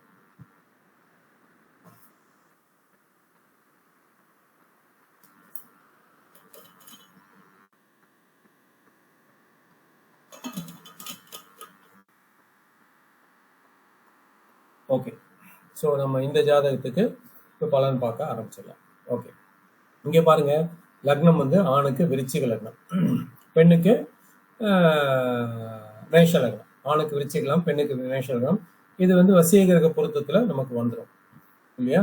அதனால இது ஓகே, ஒரே அதிபதியா இருக்கிறதுனால ஓகே அப்படின்றத எடுத்துக்கிறோம். அப்படி இல்லைன்னா கூட நம்ம 6 8 பார்த்துட்டு அம்சத்துல எப்படி இருக்குன்றத பார்க்க சொல்லியிருக்கோம். ஸோ அந்த விதத்துல பார்க்கும்போது அம்சத்துல 5 9 இருக்கு. அதனால இது 100% மார்க்கு இவங்களுக்கு கொடுக்கலாம். அடுத்து ராசி பாருங்க, ஒருத்தருக்கு மகர ராசி, இன்னொருத்தருக்கு துலா ராசி. ஸோ இங்க பெண் முன்னாடியும் ஆண் வந்து ஓகே, பெண் பின்னாடி ஆண் முன்னாடி இருக்குன்றத கூட எடுத்துக்கலாம். பட் அப்படி இல்லா கூட அம்சத்துல 2 பேருமே 7 7 இருக்காங்க. ஸோ அதுவும் ஒரு நல்ல அமைப்பு அப்படிங்கிறத கண்டிப்பா எடுத்துக்கலாம். ஓகே, அது ஒண்ணு. ஓகே, அடுத்தது பாத்தீங்கன்னா ஓகே, இன்னொரு பாயிண்ட் இங்க சொல்லணும். என்னன்னா, ஒருத்தர் ஆண் ராசியிலும் இன்னொருத்தர் பெண் ராசியிலும் இருக்கிறது சிறப்பா இருக்கும். ஆண் ராசியிலும் பெண் ராசியிலும் இருக்கிறது சிறப்பு அப்படிங்கிறத பார்க்க முடியுது. இங்க வந்து பாத்தீங்கன்னா மாறி இருக்கு. இங்க நம்ம ஏன் ஆண் முன்னாடி பெண் பின்னாடி அப்படின்றத சொல்றோம். அதே மாதிரி நம்ம சொல்லும் போது மேஷத்துல ஆணும் 2 12 இருக்கும்போது மேஷத்துல ஆணு, ரிஷபத்துல பெண் சொல்றோம். அது பெண் லக்னம். இந்த பக்கம் இருக்கிறது ஆண் லக்னம். அதே மாதிரி மிதுனத்திலயும் ஆணும், கடகத்துல பெண் அப்படின்னு சொல்லியிருப்போம். ஸோ கடகம்ன்றது பெண் ராசி, மிதுனம்ன்றது ஆண் ராசி. அதே மாதிரி ஒருத்தரோட லக்னம் ஆண்லையும் இன்னொருத்தர் லக்னம் பெண்லையும் போது அது நல்ல விஷயங்களை சொல்லுது அப்படிங்கறத சொல்றோம். ஆனா இது மாறி இருக்கும்போது எப்படி வருது அப்படின்னா, இங்க பெண்ணு தான் வந்து ரூல் பண்றவங்களா இருப்பாங்க, ஆண் வந்து அடங்கி போறவங்களா இருப்பாங்க. ஸோ அந்த விஷயத்தையும் நம்ம இங்க வந்து கவனத்துல கொள்ளணும். இங்க வந்து பாத்தீங்கன்னா சந்திரன் வந்து இதுல இருக்கு, எங்க மகரத்துல இருக்கு. மகரம்ன்றது பெண் ராசி. ஸோ இங்க சந்திரன் பாத்தீங்கன்னா துலாத்துல இருக்கு. துலான்றது ஆண் ராசி. ஸோ ஆணுக்கு பெண் இங்க வந்து அடங்கி போக மாட்டாங்க, ஆண் தான் பெண் கிட்ட அடங்கி போகணும் அப்படிங்கிற ரூல் நம்ம இங்க பாத்துக்கணும். ஓகே. அடுத்து பாத்தீங்கன்னா செவ்வாய் எந்த விதத்துல பாதிக்கப்பட்டிருக்காரா? செவ்வாய் சுக்கிரனுக்கு சந்திரனுக்கு 1 4 7 10 இருக்காரா? இல்ல. சூரியனுக்கு 1 4 7 10 இருக்காரா? இல்ல. ராகுகேதுக்கு 1 4 7 10 இருக்காரா? இல்ல. பாவகர்த்தரியில இருக்காரா? இல்ல. முன்னாடி வந்து சுக்கிரன் இருக்கு, பின்னாடி வந்து ராகு இருக்குன்றத எடுத்துக்கலாம். அதே மாதிரி பாதகத்துல இருக்காரா? இல்ல. சோ செவ்வாய் எந்த விதத்திலையும் ஆணுக்கு பாதிக்கப்படல. ஓகே. இங்க பெண்ணுக்கு பாருங்க. பெண்ணுக்கு பாத்தீங்கன்னா சுக்கிரனுக்கு 3ல தான் இருக்கார், பாதிப்படை சாரி சூரியனுக்கு 2ல தான் இருக்கார், பாதிப்படையில. ராகுக்கு 6ல தான் இருக்கார், பாதிப்படையில. சந்திரனுக்கு 2ல தான் இருக்கார், பாதிப்படையில. ஸோ பொதுவா சந்திரனுக்கு 2ல இருக்கும்போது செவ்வாய் பாதிப்பு அப்படின்னு நம்ம சொல்லுவோம். லக்னத்துக்கு 8ல இருக்கும்போது செவ்வாய் பாதிப்புன்னு சொல்லுவோம் இல்லையா? இங்க எந்த விதத்துல பாதிப்படையலை அப்படிங்கிறத இங்க இண்டிகேட் பண்ணுது. இங்க பாருங்க, செவ்வாய் ஒருத்தருக்கு 8ல இருக்காரு, இன்னொருத்தருக்கு செவ்வாய் வந்து 10ல இருக்காரு. செவ்வாய் 10ல திக்பலம், அதனால செவ்வாய் இங்க பலமா இருக்காருன்னு நம்ம எடுத்துக்கலாம். ஒருத்தருக்கு பலவீனம் அடைஞ்சு இன்னொருத்தருக்கு பலமா இருக்கார் அப்படிங்கறத சொல்லுவீங்க. சோ செவ்வாய் எந்த விதத்திலும் இங்க பாதிக்கப்படல. சனியோர் இருக்கின்ற காலபுருஷ தத்துவத்திலே 10 தான் சனி இருக்காரு, அதனால 10ஆம் இடம் அப்படின்னு வரும்போது இங்க வந்து பெரிய பாதிப்புகள் இல்லை அப்படிங்கறத சொல்லுது. ஒரு சில விஷயங்கள் பாதிப்புகள் இருக்கும். சனி செவ்வாய் சேரும் போது அந்த 10ஆம் இடம் தொழில் ஸ்தானம் அப்படின்னும் போது ஒரு சில விஷயங்கள பாதிப்புகள் இருக்கும். ஆனாலும் பெரிய பாதிப்புகளை கொடுக்கல அப்படிங்கிறத பார்க்க முடியுது. ஓகே. சோ இங்க ஒருத்தருக்கு பலமா இருக்கு, இன்னொருத்தருக்கு பலவீனமா இருக்கு. அதனால செவ்வாய் நல்லா இருக்கு அப்படின்னு நம்ம எடுத்துக்கலாம். அதனால இந்த 3 காரணங்களால இணைக்கலாம் அப்படின்றத நம்ம பார்க்கணும். ஓகே.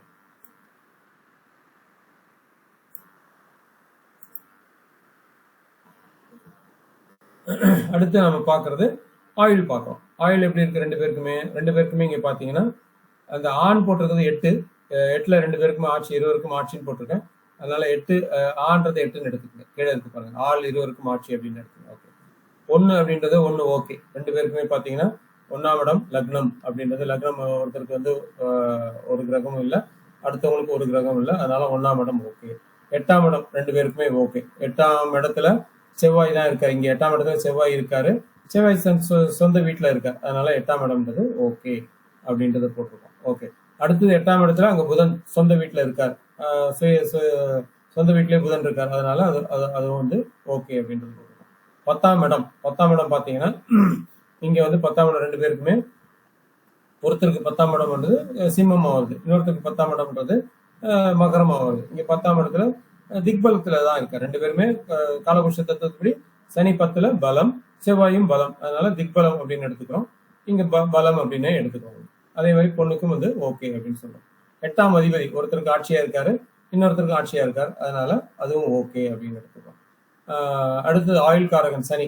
ஆயுள்காரகன் சனி பாத்தீங்கன்னா ஒருத்தருக்கு 10ல சனி இருக்கு, அது ஓகே தான். இன்னொருத்தருக்கு ஆயுள்காரகன் சனி பாத்தீங்கன்னா 7ல இருக்கு, 7ல வந்து சனி திக்பலம் அப்படின்னு எடுக்கிறோம், அதனால அதுவும் ஓகே அப்படின்னு சொல்றோம். ஓகே. அடுத்தது குரு ஒருத்தருக்கு சரியில்லை, இன்னொருத்தருக்கு ஓகே. சுக்கிரன் ஒருத்தருக்கு சரியில்லை, இன்னொருத்தருக்கு ஓகே. புதன் 2 பேருக்குமே சரியில்லை, அதனால அது பாயிண்ட் இல்லை. இங்க பாத்தீங்கன்னா 2 பேருக்குமே 6 பாயிண்ட் இருக்கு, அதனால இவங்க கண்டிப்பா 60 வயசுக்கு மேல வாழ்வாங்க அப்படின்றத சொல்ல முடியுது. ஸோ 2 பேருக்குமே பலம் இருக்கு, ஆயுள் பலம் இருக்குன்றத கண்டிப்பா சொல்ல முடியுது. இது இல்லாம நம்ம நேத்து சொல்லியிருக்கோம் பாருங்க. ஓகே. இந்த குரு சூரியனை பார்க்கறது, சூரியன் குருவை பார்க்கறதுன்றது கடைசியில பார்க்கலாம். இது இல்லாம இதுல என்னென்ன நெகட்டிவ்ஸ் இருக்கு அப்படின்றத பார்க்கலாம். இங்க பாருங்க, நெகட்டிவ்ன்றது 2ஆம் அதிபதி 8ல ஒருத்தருக்கு, அந்த 8ன்றது எடுத்துங்க. 2ஆம் அதிபதி ஆன்றது 8, 2ஆம் அதிபதி ஆணுக்கு பாத்தீங்கன்னா 8ல மறைஞ்சிருக்குன்றது ரொம்ப தப்பு. 2ஆம் அதிபதி 8க்கு போகக்கூடாது. 2ஆம் அதிபதி 8க்கு போகும்போது அது மாங்கல்ய தோஷத்தை கொடுக்குது அப்படிங்கிறத நம்ம பார்க்கிறோம். அதே மாதிரி 2ஆம் அதிபதி ஒருத்தருக்கு, இன்னொரு பெண்ணுக்கு இதுல மறைகிறது, இதுல 6ல மறைகிறதுன்றது நல்ல விஷயம் இல்லை. ஓகே. ஒருத்தருக்கு நீசம், இன்னொருத்தருக்கு 9ல இருக்குன்றது ஓகே தான், அது ஓகே தான். ஓகே. இங்க பாத்தீங்கன்னா சூரியனோட புதன், அதாவது 8ஆம் இடத்துல சூரியனோட புதன், அதாவது 6ஆம் இடம்னு நினைக்கிறேன், ஆணுக்கு வந்து 6ஆம் இடம், சூரியனோட புதன் சேர்ந்து இருக்கிறது மாங்கல்ய தோஷத்தை கொடுக்குது. மருதாளி போட்டிருக்கணும், இவங்க வந்து 2வது தாலி கட்டியிருக்கணும், அது வந்து கண்டிப்பா அதை ஏற்படுத்துது. இப்ப பாருங்க, பெண்ணுக்கு பாருங்க, இந்த இடத்துல 7ல சூரியன் இருக்கு. பெண்ணுக்கு நம்ம என்ன நேற்று பார்த்த ஜாதகத்துல சொல்லியிருக்கோம் 7ல சூரியன் இருந்தா 2 திருமணம் நடக்கும் அப்படின்றது சொல்லியிருக்கோம். இங்க ஒருத்தருக்கு 7ல சூரியன் இருக்கு, அதுவும் பிரச்சனை. அது இல்லாம நம்ம இன்னொரு விதி சொல்லியிருக்கோம். 7க்கு 2ஆம் இடத்துல 2ஆம் அதிபதி, அதாவது 2ஆம் அதிபதியே சூரியன் இருக்கக்கூடாது. லக்னத்துக்கு 2ஆம் அதிபதியா இருக்கலாம், இல்ல 7க்கு 2ஆம் அதிபதியா இருக்கலாம். இங்க பாருங்க 7க்கு 2ஆம் அதிபதியோட சூரியன் இருக்காரு. ஸோ கண்டிப்பா இவங்களுக்கு பிரிவினையை கொடுத்திருக்கணும். இங்க பிரிவினை கொடுத்திருக்கணும். இவங்களுக்கு 7ல சூரியன் இருக்கிறது, 2 திருமணம் பண்ணி வச்சிருக்கணும் அப்படின்றத பாக்குறோம். இங்க இது நடக்கல. ஏன் நடக்கல அப்படின்றதுக்கு காரணம் தான் நம்ம இங்க சொல்றோம். குருவும் சூரியனும், ஒருத்தரோட குரு சூரியன் பெண்ணோட சூரியனை பாக்குறது நல்ல விஷயம். இங்க பாருங்க, இப்ப குரு எங்க இருக்காரு? குரு வந்து மிதனத்துல இருக்காரு. ஆணோட குரு மிதனத்துல இருக்காரு, பெண்ணோட குரு துலாத்துல இருக்காரு. அந்த குரு இந்த குருவை பாக்குதா? அந்த குரு இவரோட சூரியனை பாக்குறாங்களா? இவரோட குரு அந்த குரு சூரியனை பாக்குறாங்களா? ஸோ இது வந்து ஒரு மிக மிக சிறப்பான அமைப்பு. இது மிக மிக சிறப்பான அமைப்பு. அதனால இவங்களோட லைஃப் ஓடுது. இல்லாட்டி 8ஆம் இடம் இந்த அளவுக்கு பாதிக்கப்பட்டதுக்கு இவங்க 2 பேரும் பிரிஞ்சிருக்கணும். 7ல சூரியன் இருக்கிறதுக்கு இவங்களுக்கு 2 திருமணம் நடந்திருக்கணும் அப்படின்னு. பட் அப்படி இல்லாம நான் இந்த அம்மாவை தனியா கூப்பிட்டு கேட்டேன், என்ன இந்த மாதிரி இருக்கே, உங்களுக்கு ஏதாவது பிரச்சனை இருக்கான்னு. எங்க குடும்பத்துல 2 திருமணம் இருக்கு சார் அப்படின்னாங்க. அது மட்டும் இல்லாம இவங்க நம்ம இது வம்சாவளி தோஷத்தை கொடுக்குமேமா, 7ல வந்து இந்த மாதிரி இருக்கணுமே அப்படின்னு அவங்க கேட்டதுக்கு, நீங்க சொல்றது கரெக்ட் தான், என் பெண்ணுக்கும் வந்து 7ல சூரியன் இருக்கு அப்படின்னு ஒத்துக்கிட்டாங்க. அதான் அவங்க பெண்ணுக்கும் வந்து 7ல சூரியன். ஸோ இது வம்ச வழியா ஒரு பிரச்சனைகளை கொடுக்குது அப்படிங்கிறது பார்க்க முடியுது. சரியான பொருத்தம் போடாத பட்சத்துல இந்த இடத்துல வந்து நமக்கு வந்து வம்ச வழியா ஏதோ ஒரு இடத்துல வந்து இவங்களுக்கு 2 திருமணங்களை கொடுத்துருது அப்படிங்கிறத பார்க்க முடியுது. இவங்க இருதாலி போட்டுட்டாங்களாம். நம்ம ஏற்கனவே வந்து நம்ம சொல்றதுக்கு முன்னாடியே யாரோ சொல்லியிருக்காங்க. அதனால மாங்கல்யத்தை மாத்தி இன்னொரு மாங்கல்யம் கட்டியிருக்காங்க. அதனால இவங்களுக்கு 2 திருமணம் ஆன மாதிரி ஒரு கணக்கை நம்ம எடுத்துக்கலாம். ஸோ இதுதான் இந்த ஜாதகத்தில் இவ்வளவு பிரச்சனைகள் இருந்தாலும் இவங்க சேர்ந்து இருக்கிறதுக்கு காரணம் குரு, ஒருத்தரோட குரு இன்னொருத்தரோட குரு சூரியனை பார்க்கறது, இன்னொருத்தரோட குரு இன்னொருத்தர் சூரியனை பார்க்கறது, குரு சூரியனை பார்க்கறது. இதுதான் வந்து இங்க உள்ள அமைப்பு அப்படிங்கிறத பார்க்க முடியும். ஸோ இதுல ஏதாவது டவுட் இருக்கான்னு பாருங்க. இருந்ததுன்னா நம்ம பார்த்துட்டு அடுத்ததுக்கு போகலாம். அடுத்தது கொஞ்சம் இம்பார்ட்டன்டான கான்செப்ட் நினைக்கிறேன். பரிகாரம் இம்பார்ட்டன்ட் கான்செப்ட், அதை பார்த்துக்கலாம். ஐயா, இந்த ஜாதகத்துல 7ல வந்து ஒருத்தவங்களுக்கு சூரியன், இன்னொருத்தர் 8ல இருக்கு, அது தோஷம். ஆனா அந்த குரு பாக்குறது அந்த அளவு நமக்கு நிவர்த்தி கொடுக்குது இல்லைங்களா? ஆமா ஆமா. ஏன்னா 7, 8ல சூரியன் இருக்குமே ஜாதகம் தான் வருது நிறைய. அதுக்கு எப்படி? இல்ல ஒரு நிமிஷம் இருங்க. இங்க வந்து 7ல இருக்க சூரியன் 8ல இருக்க, அதாவது குரு பாக்குது அப்படின்றது எப்படி சொல்றேன்னா, அடுத்த ஜாதகத்துல இருக்க குரு அடுத்த ஜாதகத்துல இருக்க குருவை பாக்குது. அப்படி பார்க்கணும் நம்ம. இப்போ ஒருத்தர் ஜாதகத்துல இருக்க குரு மத்தவ ஜாதகத்துல இருக்க குருவை பாக்குது, ஒருத்தர் ஜாதகத்துல இருக்க மத்தவரோட சூரியனை பாக்குது. அப்படி பார்க்கணும். புரியுதுங்க. அது வந்து இந்த 7, 8ல இருக்கக்கூடிய அந்த மாங்கல்ய தோஷத்தை நிவர்த்தி பண்ணிடுது. Correct correct correct correct. ஏன்னா நிறைய ஜாதகம் இந்த 7ல சூரியன் 8ல சூரியன் வரும்போது அது மேட்ச் பண்றதுக்கு கொஞ்சம் பயம் இருக்கு. ஆனா இந்த விதிகளுக்கு நம்ம எடுத்துக்கலாம். Correct correct. ஓகேங்க, நன்றி. ஓகே, நீங்க இப்ப சொன்னதுனால இன்னொரு பாயிண்ட் ஞாபகம் வந்துச்சு. பொதுவா 2, 7, 8ல சூரியன் இருந்தால் ஆணா இருந்தா 28 முடிஞ்சு 29 வயசுக்கு மேல திருமணம் பண்ணுங்க. பெண்ணா இருந்ததுன்னா 26 முடிஞ்சு 27ல திருமணம் பண்ணுங்க. 25 முடிஞ்சு 26ல ஆரம்பிக்கலாம். பட் 26 முடிஞ்சு 27ல பண்றது நல்லா இருக்கு. ஸோ இந்த ரூல் நோட் பண்ணிக்கோங்க. 2, 7, 8ல சூரியன் இருந்தால், ஒருத்தருக்கு 2, 7, 8ல சூரியன் இருந்ததுன்னா, ஆணா இருந்தா 29 வயசுக்கு மேலேயும், பெண்ணா இருந்தா 26 முடிஞ்சதுக்கு அப்புறமும் திருமணம் பண்ணலாம். இது வந்து ஓரளவுக்கு தோஷங்களை நிவர்த்தி பண்ணுது. ஓகேங்க. ஆனா இப்ப இவங்க 2 பேருக்குமே 2ஆம் அதிபதி வந்து இதுவா இருக்கு இல்லைங்களா ஐயா? ஆமா. அப்ப ஏதாவது ஒரு சின்ன சின்ன இஷ்யூ இருக்கும் இல்லைங்களா? பொருளாதார பிரச்சனையாவோ இல்லைன்னா ஃபேமிலி இஷ்யூ ஏதாவது இருக்கும் இல்லைங்களா? கண்டிப்பா கரெக்டா புடிச்சிட்டீங்க. அதாவது இவங்களுக்கு பாருங்க 2ஆம் இடம், 2ஆம் இடத்துல பாருங்க 2 பேருக்குமே 2ஆம் அதிபதி 6ல மறைவு.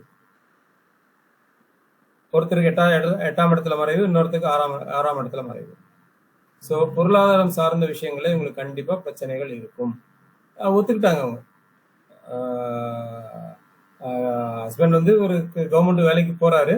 கவர்மெண்ட் வேலைக்கு போனாலும் பெரிய சம்பளங்கள் இல்லை. இப்பதான் வந்து டெம்பரரியா இருந்தவரை இப்பதான் வந்து பர்மனன்ட் பண்ணியிருக்காங்க.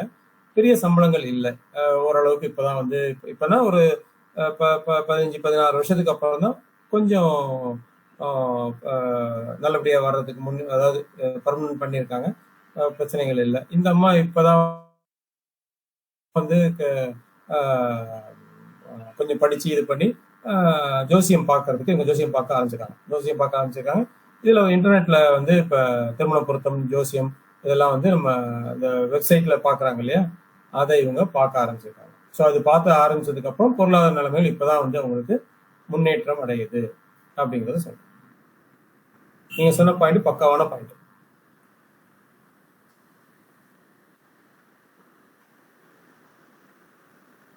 ஓகே. ஸோ இதுல வேற டவுட் இல்லை இல்லையா? அடுத்ததுக்கு போயிடலாமா?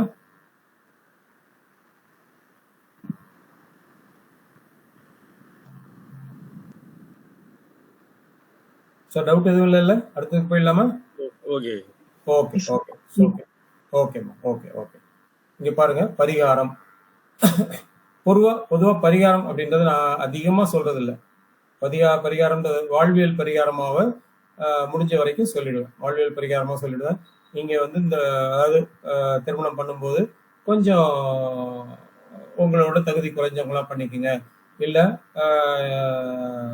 உங்களோட படிச்சவங்களா பண்ணிக்கோங்க, இல்ல இந்த இடத்துல மாமனார் இருக்க மாதிரி பண்ணுங்க, இல்ல மாமியார் இருக்க மாதிரி பண்ணுங்க, இல்ல மாமனார் மாமியார் 2 பேரும் இல்லாத மாதிரி பண்ணுங்க, இல்ல இவங்களை வந்து தனி கொடுத்தனம் வச்சிருங்க. அந்த மாதிரி அதான் பொதுவா வந்து பரிகாரம் சொல்லுவேன். வாழ்வியல் சார்ந்த பரிகாரங்களை நம்ம சொல்றதுன்றது நல்லது அப்படின்றது கான்செப்ட்ல இதை சொல்லுவேன். இது இல்லாம பாத்தீங்கன்னா பொதுவா பரிகாரம் அப்படின்னு பார்க்கும்போது நம்ம பழைய காலத்துல இருந்து உங்களுக்கு அனுபவம் இல்லவங்க பார்த்திருப்பீங்க. தேரை பிடிச்சி இழுத்து நிலை வரைக்கும் கொண்டு வந்து தேரை நிறுத்துறது அப்படின்றது நிறைய தடைகளை விளக்குது. அது நிறைய அந்த காலத்துல நம்ம பண்ணிக்கிட்டு இருந்தோம். ஒவ்வொரு கோயிலுக்கும் தேர் திருவிழா நடக்கும். அந்த தேர் திருவிழாக்கு போவோம். போயிட்டு அங்க வந்து மிதிப்படுவோம், தேரை பிடிச்சி இழுத்துட்டு வருவோம். கடைசியில கொண்டு வந்து தேரை நிலை நிறுத்திட்டு அதுக்கப்புறம் தான் நம்ம வீட்டுக்கு வருவோம். ஸோ அது வந்து ஒரு நல்ல பரிகாரமாவே இருந்தது அப்படின்றத பார்க்க முடியும். அது மட்டும் இல்லாம அங்க வந்து இந்த ராட்டினம் இருக்கும், ராட்டினத்தை சுத்துவோம், கண்டது கடியதை வாங்கி சாப்பிடுவோம். இது எல்லாமே நமக்கு பரிகாரமாவே அமைஞ்சது. பாத்தீங்கன்னா அந்த இடத்துல அந்த பாம்பு இதை கட்டி விடுவாங்க. இது வந்து ராகுக்கு எதுக்கு பரிகாரம் தான். அது அந்த பாம்புக்கு கடிகாரம் மாதிரி கட்டுவாங்க இல்லையா, அதெல்லாம் ஒரு பரிகாரம் தான். ஸோ ராட்டினம் இருந்தது, சகட யோகத்துக்கு அது நல்ல பரிகாரம். இந்த மாதிரி வாழ்வியல் சார்ந்த பரிகாரங்கள் அந்த காலத்துல நிறைய இருந்தது. இப்ப அதை யாரும் பண்றதில்ல. அப்படியே இருந்தாலும் சின்ன பசங்க இவங்க யாரும் வந்து அதுக்கு போறதுக்கு ரெடியா இல்லை. நான் வந்து ஏதாவது சொன்னா நான் வரமாட்டேன், போக மாட்டேன், இது என்ன அந்த கூட்டத்துல யாரும் போய் மாட்டிப்பா அப்படின்ற எண்ணத்துல இவங்க யாரும் போகிறது இல்லை. இது வந்து இவங்களுக்கு ஒரு தோஷங்களை கொடுக்குது. தோஷத்தை நிவர்த்தி அடையிறது, தோஷம் கொடுக்குதுன்றத விட தோஷ நிவர்த்தி இல்லை.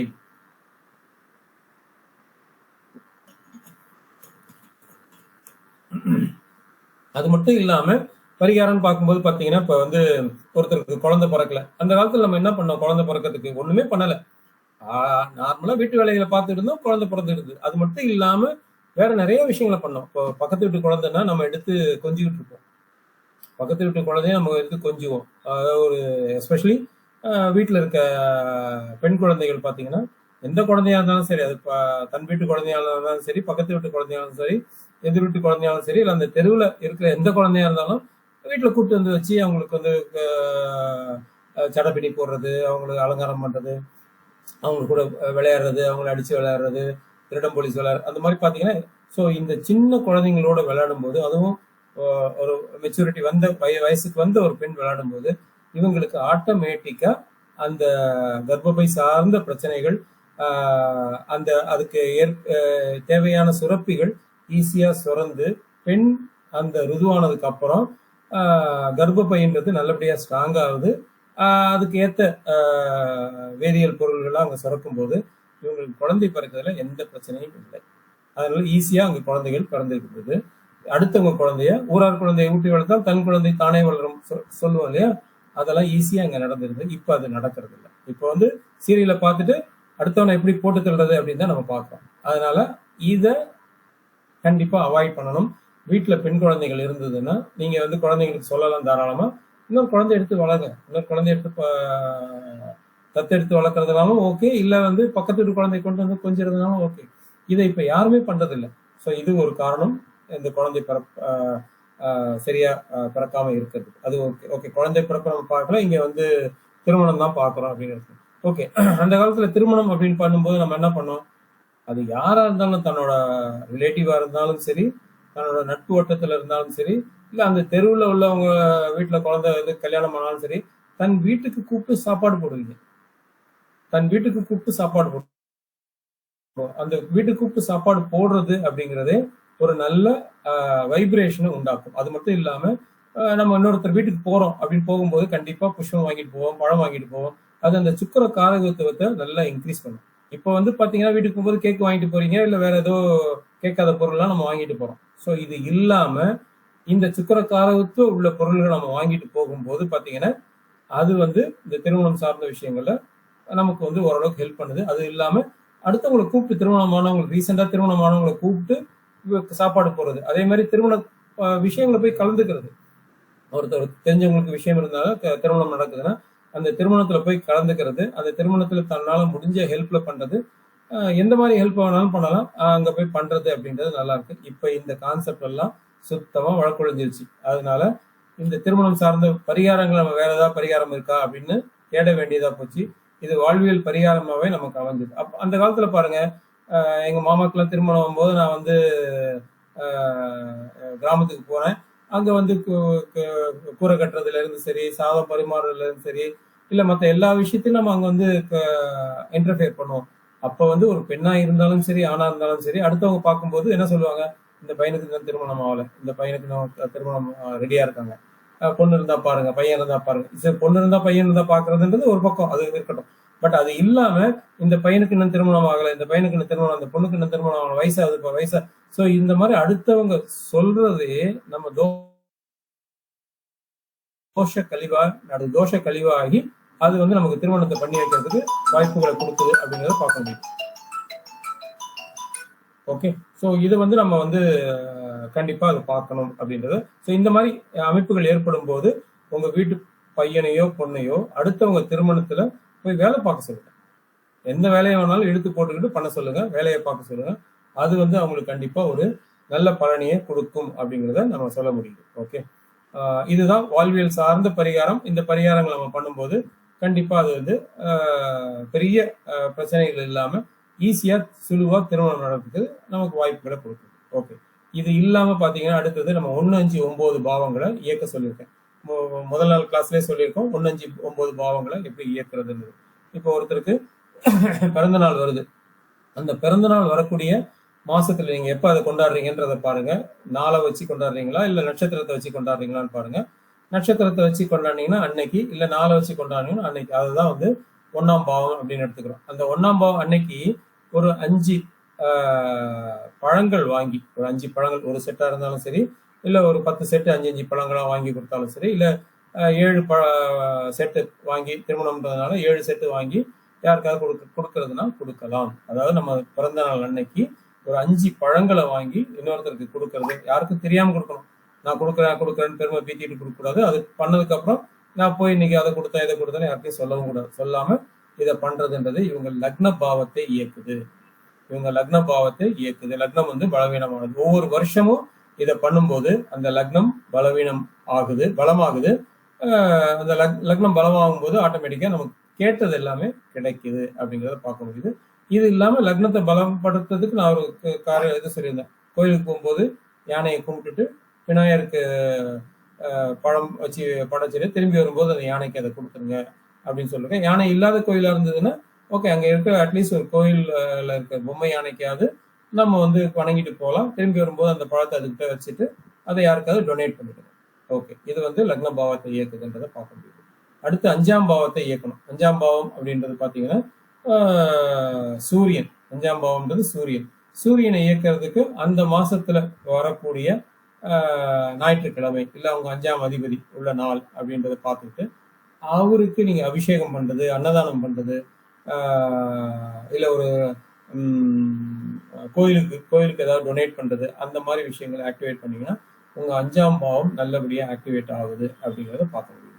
ஸோ 5ஆம் பாவம் ஆக்டிவேட் ஆகும்போது ஆட்டோமேட்டிக்கா உங்களுக்கு பூர்வ புண்ணியங்களும் நல்லபடியா இருக்கும்.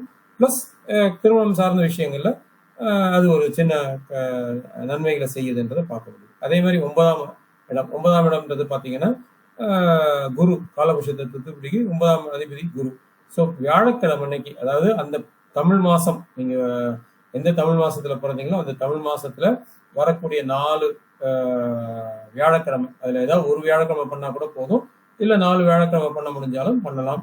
என்ன பண்ணணும்னா நவதானியத்தை வாங்கி அதை கோயிலுக்கு டொனேட் பண்ணலாம், இல்ல அனாதை இல்லங்களுக்கு டொனேட் பண்ணலாம், முதியோர் இல்லங்களுக்கு டொனேட் பண்ணலாம்.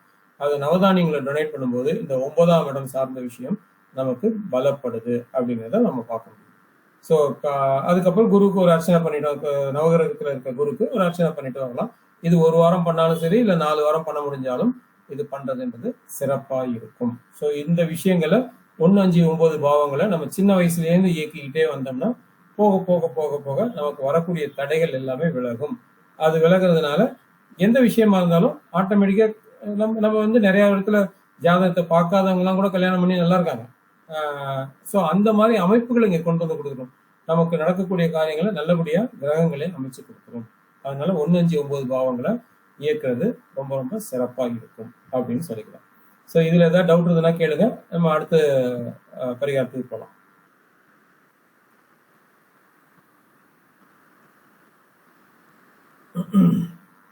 ஓகே, டவுட் இல்லை, நம்ம அடுத்ததுக்கு போகலாம். இப்போ அடுத்தது பார்த்தீங்கன்னா திருமணத்துக்கான பரிகாரங்கள், என்ன பரிகாரங்களை பண்ணலாம் அப்படின்னு பார்த்தீங்கன்னா, இப்போ திருமணத்துக்கு நம்ம என்ன பரிகாரம் பண்ணுவோம்? நார்மலாக பார்த்தீங்கன்னா ஒரு கிரகம் நல்லா இல்லை, ஒரு கிரகம் நமக்கு நல்லா இல்லை, இல்லை 2ஆம் இடத்துல இருக்க கிரகம் நல்லா இல்லை, 5ஆம் இடத்துல இருக்க கிரகம் நல்லா, ஏதோ ஒரு கிரகம் நமக்கு நல்லா இல்லை, அந்த கிரகம் சார்ந்த கோயிலுக்கு போயிட்டு வந்துடலாம். இப்போ சுக்கிரன் நல்லா இல்லைன்னா தஞ்சாவூர் போயிட்டு வந்துடலாம், சூரியன் நல்லா இல்லைன்னா சூரியனார் கோயிலுக்கு போயிட்டு வந்துடலாம், சனி நல்லா இல்லைன்னா நம்ம வந்து திருநள்ளாறு போயிட்டு வந்துடலாம். அந்த மாதிரி அந்த கிரகம் சார்ந்த கோயிலுக்கு போயிட்டு அங்க ஒரு அபிஷேகம் பண்ணிட்டு, அபிஷேகமோ இல்லை வந்து ஒரு அர்ச்சனையோ பண்ணிட்டு வர்றதுன்றது நல்ல விஷயம். ஆனா எந்த கோயிலுக்கு போனீங்கன்னாலும் மினிமம் அந்த கோயில்ல 2 முகூர்த்தம், அதாவது 24 நிமிஷம் 48 நிமிஷத்துல இருந்து 2.5 மணி நேரம், 48 நிமிஷத்துல இருந்து 1.5 மணி நேரம் வச்சுங்க, ரொம்ப நேரம் கூட வேண்டாம். 48 நிமிஷத்துல இருந்து 1.5 மணி நேரம் முகூர்த்த நேரம் இல்லையா, அந்த 1.5 மணி நேரமாவது அந்த கோயில்ல உட்காந்து மந்திர ஜபங்களை சொல்றது நல்லது. சாமி அதாவது நம்ம உட்காந்துட்டு சும்மா பேசிட்டு இல்லாம ஏதோ ஒரு மந்திரங்களை மனசுக்குள்ள நினைச்சுக்கிட்டு அந்த மந்திர ஜபங்களை சொல்லிக்கிட்டு காலையிலேயே முடிஞ்ச வரைக்கும் காலையிலேயே போயிட்டு பட்னியா கொஞ்சம் இருக்க முடிஞ்சா இருக்கலாம், இல்லை சாப்பிட்டு போறதுனாலும் பிரச்சனை இல்லை. நம்ம வந்து அங்க போயிட்டு மினிமம் ஒரு 1.5 மணி நேரமாவது அந்த கோயில்ல நம்ம இருக்கணும். அந்த கோயில்ல அந்த சாமிக்கு நேரா இருந்து மந்திரங்களை உச்சாரணம் பண்ணிட்டு அதுக்கப்புறம் அங்கேருந்து வர்றதுன்றது நல்ல விஷயம். அந்த மாதிரி பண்ணும்போது யாருக்காவது ஒருத்தருக்கோ 2 பேருக்கோ இல்ல ஒரு 10 பேருக்கோ உங்களால முடிஞ்ச அளவுக்கு அன்னதானம் பண்ணுங்க, காசு இருந்தா கொடுங்க, என்ன பண்ண முடியுமோ அதை பண்றது இந்த கிரகம் சார்ந்த விஷயங்கள்ல நமக்கு ஒரு நல்ல விஷயங்களை வைப்ரேஷன் கொடுக்கறதுக்கு ரொம்ப ஈஸியா இருக்கும். ஸோ எல்லாருக்கும் தெரிஞ்சதுதான், இப்ப சுக்கிரன் பாதிச்சா எந்த கோயில் போகணும், சூரியன் பாதிச்சா எந்த கோயில் போகணும், சந்திரன் பாதிச்சா எந்த கோயில் போகணும் அப்படிங்கிறது நல்லா தெரிஞ்சுட்டு நல்லா போகணும். இல்ல வந்து சூரியனார் கோயில் போகணும், இல்ல வந்து செவ்வாய்னா வைத்தீஸ்வரன் கோயில் போகணும், குருனா நம்ம வந்து குருஸ்தலம் போகணும் அப்படின்றது தெரிஞ்ச விஷயம்.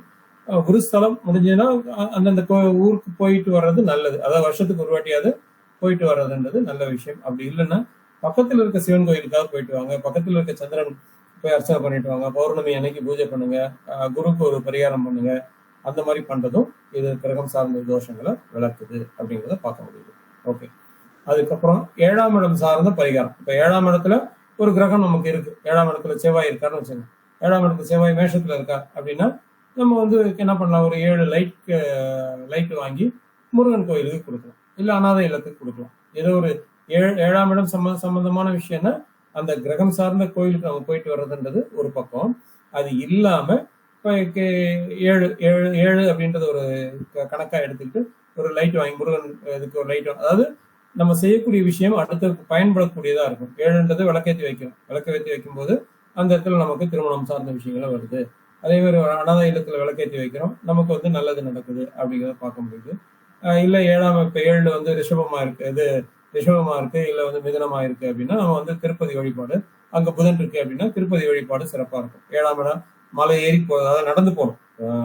7ஆம் இடம்ன்றது பார்க்கும்போது திருப்பதி மட்டும் ஜஸ்ட் போயிட்டு வர்றதுல நடந்து போகணும். போகும்போது இருக்கிறவங்களுக்கு அன்னதானம் பண்றது, இல்ல காசு கொடுக்கறது, அந்த மாதிரி விஷயங்களை ஃபோக்கஸ் பண்ண சொல்லுங்க. வருஷத்துக்கு ஒரு வாட்டியாவது இவங்க போயிட்டு வர்றதுன்றது இந்த 7ஆம் பாவத்தை பலப்படுத்துது, அதுக்குள்ள பரிகாரமா அமையுது. இப்ப 7ஆம் பாவம் நமக்கு வந்து கடகமாவோ மீனம், நீங்க சொல்றதெல்லாம் உதாரணம் தான். நீங்க அதுக்கேற்ற மாதிரி உங்க பரிகாரங்களை மாத்திக்கலாம். இப்ப பாருங்க 7ஆம் இடம் நமக்கு வந்து ஒருத்தருக்கு பாருங்க கடகமாவோ இல்ல மீனமாவோ இருக்கு. கடகம் மீனம் போது நம்ம வந்து அது கடல் சார்ந்த ராசிகள் எடுத்துக்கோமா, 7 கடல் வழிபாடு நல்லது. இந்த தனுஷ்கோடி போகலாம், ராமேஸ்வரம் போகலாம், அந்த மாதிரி 7 கடல் வழிபாடுன்றது நல்லது. இது வருஷத்துக்கு ஒரு வாட்டி போகலாம், அட்லீஸ்ட் ஒரு 2-3 வருஷத்துக்கு ஒரு வாட்டியாவது இந்த 7 கடல் வழிபாடை இவங்க ஆரம்பத்துல இருந்து பண்ண ஆரம்பிச்சாங்கன்னா, அதாவது ஒரு 15 வயசு 16 வயசுல இருந்து பண்ண ஆரம்பிச்சாங்கன்னா, இந்த 7ஆம் இடம் சார்ந்த விஷயங்கள்ல உங்களுக்கு வந்து பாதிப்புகள் அதிகமா இல்லாம கண்டிப்பா நல்லதே நடக்கும் அப்படிங்கிறத பார்க்க முடியும். ஓகே, இப்ப ஓகே, நம்ம எப்படி பலப்படுத்தணும் அப்படின்னு பாத்தீங்கன்னா, 7ஆம் அதிபதி நின்ன இடத்துக்கு 9ஆம் இடம், அதாவது ஒரு ஒரு ஜாதகத்தை ஒரு இடத்துக்கு பரிகாரம் நம்ம பண்றோம்னா பொதுவாக என்ன சொல்லுவாங்க, எந்த அந்த லக்னாதிபதியோ இல்ல அந்த கிரகமோ எங்க நிக்குதோ அதுக்கு 7ஆம் இடம் நிவர்த்தி ஸ்தானம் அப்படின்னு சொல்லுவாங்க. அப்படியும் பண்ணலாம். பட் அதை விட சிறந்த பரிகாரமா எது அமையுது அப்படின்னா, ஏன்னா நான் இது இந்த 9ஆம் இடம் நான் சொல்லி நிறைய பேருக்கு வெற்றிகள் கிடைச்சிருக்கு, அதை வச்சுட்டு சொல்றேன். 7ஆம் அதிபதியோ இல்ல 7ஆம் இடமோ, அதுக்கு 7ஆம் இடத்தை விட 7ஆம் அதிபதி எங்க நிக்கிறாரோ அதுக்கு 9ஆம் இடத்தை இயக்கலாம். அதுக்கு 9ஆம் இடத்தை, அது திதிசூன்யமா இருந்ததுன்னா ஒரு சில நேரங்களில் வேலை செய்யறது இல்லை. ஆனா அந்த இடத்துக்கு கோச்சாரத்துல 7ஆம் அதிபதி பார்வையோ இல்ல குரு பார்வையோ இல்ல 5ஆம் அதிபதி அங்க வரும்போதோ அந்த பரிகாரத்தை பண்றது வந்து சிறப்பா இருக்கும். சோ எந்த கிரகமோ அந்த கிரகம் எங்க நிக்குதோ அதுக்கு 9ஆம் இடத்தை இயக்கும் போது கண்டிப்பா பலன் கொடுக்குது. 9ஆம் இடத்தை எப்படி இயக்குறதுன்னா அந்த கிரகம் சார்ந்த விஷயத்த சொல்லுங்க. உதாரணத்துக்கு நம்ம வந்து இப்போ 9ஆம் இடம் மகரம்னு வருது. 9ஆம் இடம் மகரம்னு வந்ததுன்னா நான் என்ன சொல்லுவேன்னா, ஒரு வண்ணானுக்கு ஏதாவது வாங்கி கொடுங்க. வண்ணானுக்கு அந்த இடத்துல செவ்வாய் இருக்கு இல்ல சூரியன் இருக்கு, நெருப்பு கிரகம் இருக்குன்னா வண்ணானுக்கு ஒரு இஸ்திரி பெட்டி வாங்கி கொடுங்க. இல்ல ஒரு டைலருக்கு 3ஆம் இடம் வந்ததுன்னா டைலருக்கு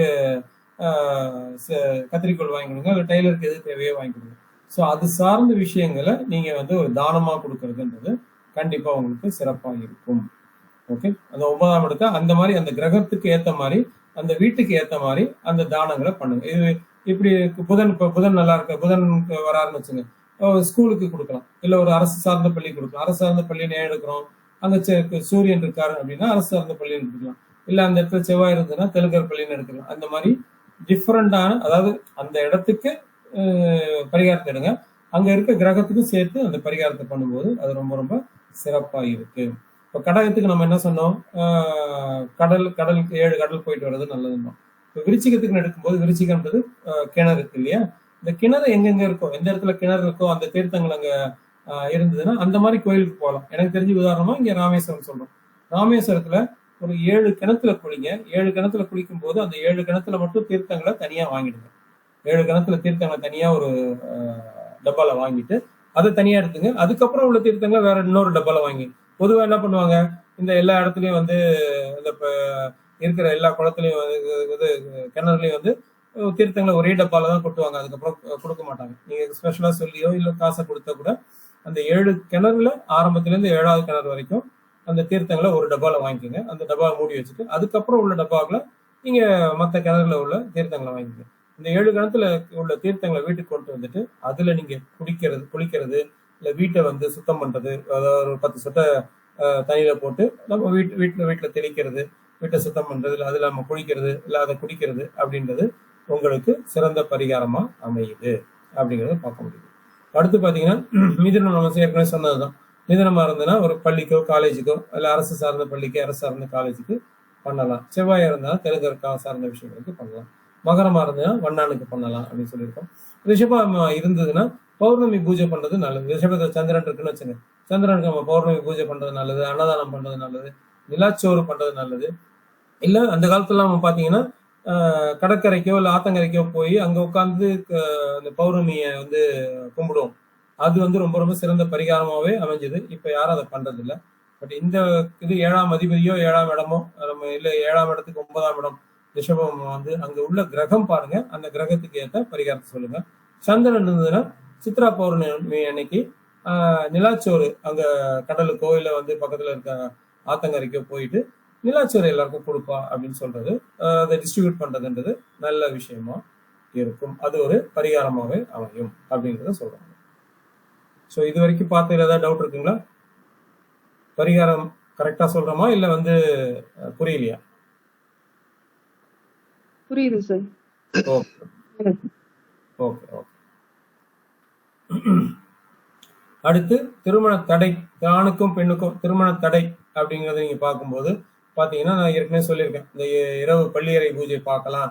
பள்ளியறை பூஜை பார்த்துட்டு அடுத்த நாள் வந்து திருமணத்துக்கான பரிகாரங்களை பண்ணலாம், ஹோமம் பண்ணலாம். சுயம்பர பார்வதி ஹோமம், அதே மாதிரி கந்தர்வராஜ ஹோமம், இல்ல வந்து பெண்ணா இருந்து ஆண் பெண்ணா 2 பேருமே புனர்விவாக ஹோமம் பண்ணலாம். இது வந்து பெண்ணுக்கு பாக்குறதுன்றது ஒரு பக்கம், ஆணுக்கு பாக்குறது இருக்கும். யார் வேணாலும் இதை பண்ணலாம் அப்படின்றதான் பார்த்திருக்கோம். ஏன்னா எனக்கு கொஞ்ச நாளைக்கு முன்னாடி கூட ஒர்க் பண்ண ஒரு ஃப்ரெண்டு ஒருத்தர் திருமணம் ஆகல, ரொம்ப நாளா திருமணம் ஆகல, கிட்டத்தட்ட ஒரு 35 வயசு கிட்டத்தட்ட இருக்குன்னு வச்சுங்களேன்.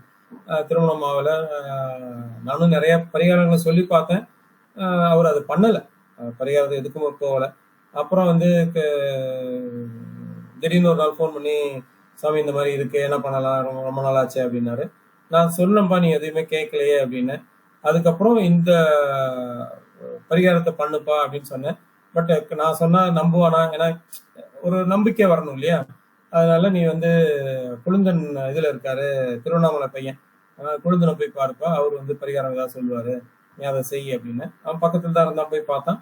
அவர் கரெக்டா இதே தான் சொல்லியிருக்காரு. என்னது, பள்ளியறை பூஜை பண்ணு, அடுத்த நாள் வந்து சுயம்பர பார்வதி ஹோமம் பண்ணுப்பா அப்படின்னாரு.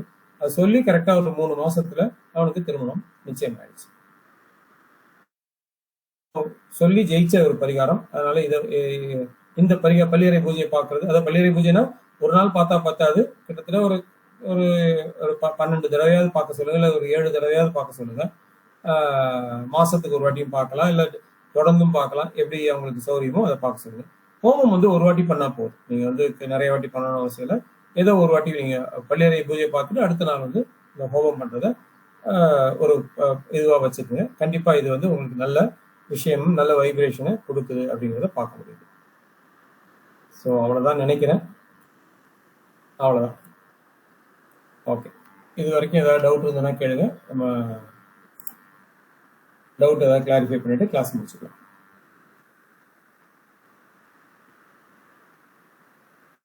ரொம்ப வேகமா போனோம்னா இல்ல நிதானமா இருந்ததா, கரெக்டா இருந்ததா? கரெக்டா தான் சார் இருந்தது. Okay okay, very good, thank you thank you. Sir, இந்த லக்னத்துல இருந்து தசை நடத்துதுன்னா அதுக்கு 7ஆம் அதிபதி மறையக்கூடாதுன்னு சொன்னீங்கல்ல சார்? கரெக்டுமா. அது உபய லக்னத்துக்கு பொருந்துமா சார்? உபய லக்னம் பாதகாதிபதி தானே, பாதகாதிபதி 7ஆம் அதிபதி எல்லாத்துக்குமே பொருந்தும். அதாவது பாதகாதிபதி நீங்க எடுத்துக்க வேண்டாம், உபய லக்னத்துக்கும் அது பொருந்தும். 7ஆம் அதிபதி மறையக்கூடாது. Thank you sir. உபய லக்னமாக இருந்தாலும் நீங்க எடுத்துக்கலாம், தாராளமா எடுத்துக்கலாம். பாதகாதிபதி சம்பந்தம் எப்ப வரக்கூடாது அப்படின்னா, முடிஞ்ச வரைக்கும் பாத்தீங்கன்னா மாரகம் அப்படின்னு வரும்போது, அங்க பாதகாதிபதி சம்பந்தம் வரும்போது அது பெரிய தோஷங்களை பண்ணுது. மாரகம் இல்லாத பட்சத்துல தோஷங்கள் அதிகமா இருக்கிறது இல்ல. திருமணம் சார்ந்த விஷயங்களை திருமணம் பண்ணி வச்சிருக்கு, திருமணம் பண்ணி வச்சுட்டு அதுக்கப்புறம் தான் பிரிக்குதே தவிர திருமணம் பண்ணாம பிரிக்கிறது இல்லை. திருமணத்துல கண்டிப்பா ஒரு பிரச்சனையை கொடுக்குதுன்றது சொல்ல முடியுது. பட் மறையாம இருக்கிறது வந்து கண்டிப்பா வந்து இருக்கணும். அப்படி இருந்தா தான் வந்து திருமணம் நடக்கும், திருமணம் நல்லபடியாக இருக்கும். Thank you sir. வேற ஏதாவது டவுட் இருக்குங்களா?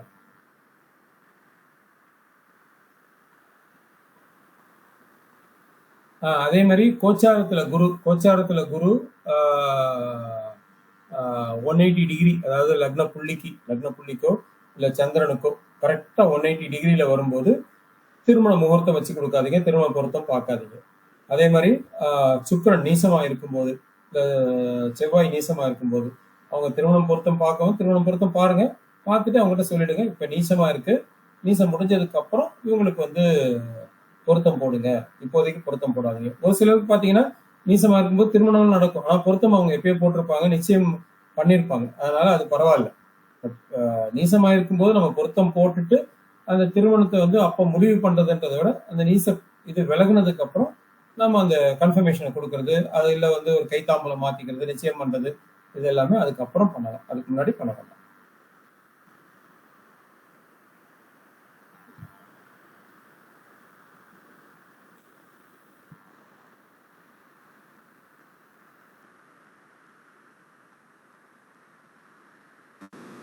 வேற ஏதாவது மறந்துட்டுனா ஞாபகம் இல்லை, வேற ஏதாவது மறந்துட்டுனா குழுல கொடுக்குறாங்க.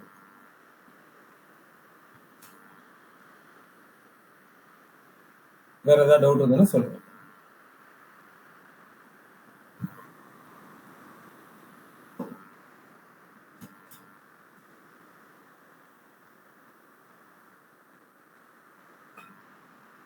வேற ஏதாவது டவுட் இருக்குங்களா? பொதுவாக பார்த்தீங்கன்னா நீங்கள் வந்து இந்த வீடியோஸ் எல்லாமே அடுத்த ஒரு 3 மாதத்துக்கு கண்டிப்பாக கூகுளில் இருக்கும். அந்த 3 மாதத்துக்கு அப்புறம் யாருமே பார்க்காம இருந்தாங்கன்னா கூகுளில் வந்து நோட்டிஃபிகேஷன் அனுப்புவாங்க. ஸோ அந்த வீடியோக்கள் வந்து ஒரு சில நேரங்களில் அது இல்லாமல் போகிறதுக்கு வாய்ப்புகள் இருக்குது. யாருமே பார்க்காம இருந்தாங்கன்னா நீங்கள் தொடர்ந்து இந்த வீடியோ பார்த்துட்டு இதை எழுதி வச்சுக்கோங்க. எழுதி வச்சுக்கிட்டு நீங்கள் வந்து திருப்பி வந்து கேள்விகள் ஏதாவது இருந்தாலும் அடுத்த 1 மாதத்துக்கு எந்த கேள்வியாக இருந்தாலும் குரூப்பில் போடுங்க. கண்டிப்பாக அந்த கேள்விக்கு நான் பதில் சொல்றேன். ஆனால் 2 ஜாதகத்தை கொடுத்து இந்த பொருத்தம் எப்படி இருக்குன்றத முடிஞ்ச வரைக்கும் கேட்காதீங்க. அந்த பொருத்தங்கள் நம்ம ஃபுல்லாக பார்க்கணும். உங்கள் டவுட்டுக்கு நான் கண்டிப்பாக கிளாரிஃபை பண்ணுறேன். அதாவது லக்னம் இவங்களுக்கு 2 பேருக்கு சரியில்லை, ராசி சரியில்லை, 2ஆம் அதிபதி 7ஆம் அதிபதி இப்படி இருக்காரு, இவங்களுக்கு குரு பார்வை இல்லை, திருமணம் பண்ணலாமான்னா அப்படி ஃபுல் ஜாதகத்தை நான் பார்த்தே சொல்றேன். அது ஒன்றும் ப்ராப்ளம் இல்லை. ஆனா நீங்க எந்த அளவுக்கு கத்துக்கிட்டீங்க, நீங்க எந்த அளவுக்கு இதை பாக்குறீங்கன்றது ரொம்ப ரொம்ப முக்கியம். அதுக்கு நான் வந்து பலன் சொல்றதுன்றது உங்களோட நாலேஜ் இம்ப்ரூவ் பண்றதுக்கு வழிவகை பண்ணும். அதனால கண்டிப்பா அடுத்த 1 மாசத்துக்கு எந்த டவுட்டா இருந்தாலும் குழுல போடுங்க. இல்லைன்னா எனக்கு ஃபோன் பண்ணியும் கேளுங்க. சம்டைம்ஸ் ஃபோன் பண்ணியும் கேட்கலாம். ஃபோன் பண்ணி கேட்டீங்கன்னா என்னால் முடிஞ்ச அளவுக்கு பதில் சொல்றேன். பிஸியா இருந்தேன்னா எடுக்க மாட்டேன், இல்லாட்டி நான் கண்டிப்பா எடுப்பேன். கண்டிப்பா ஒரு 10-15 நிமிஷத்துல நம்ம வந்து பேசலாம். பேசி உங்களுக்கு டவுட்டை கிளாரிஃபை பண்ணலாம்.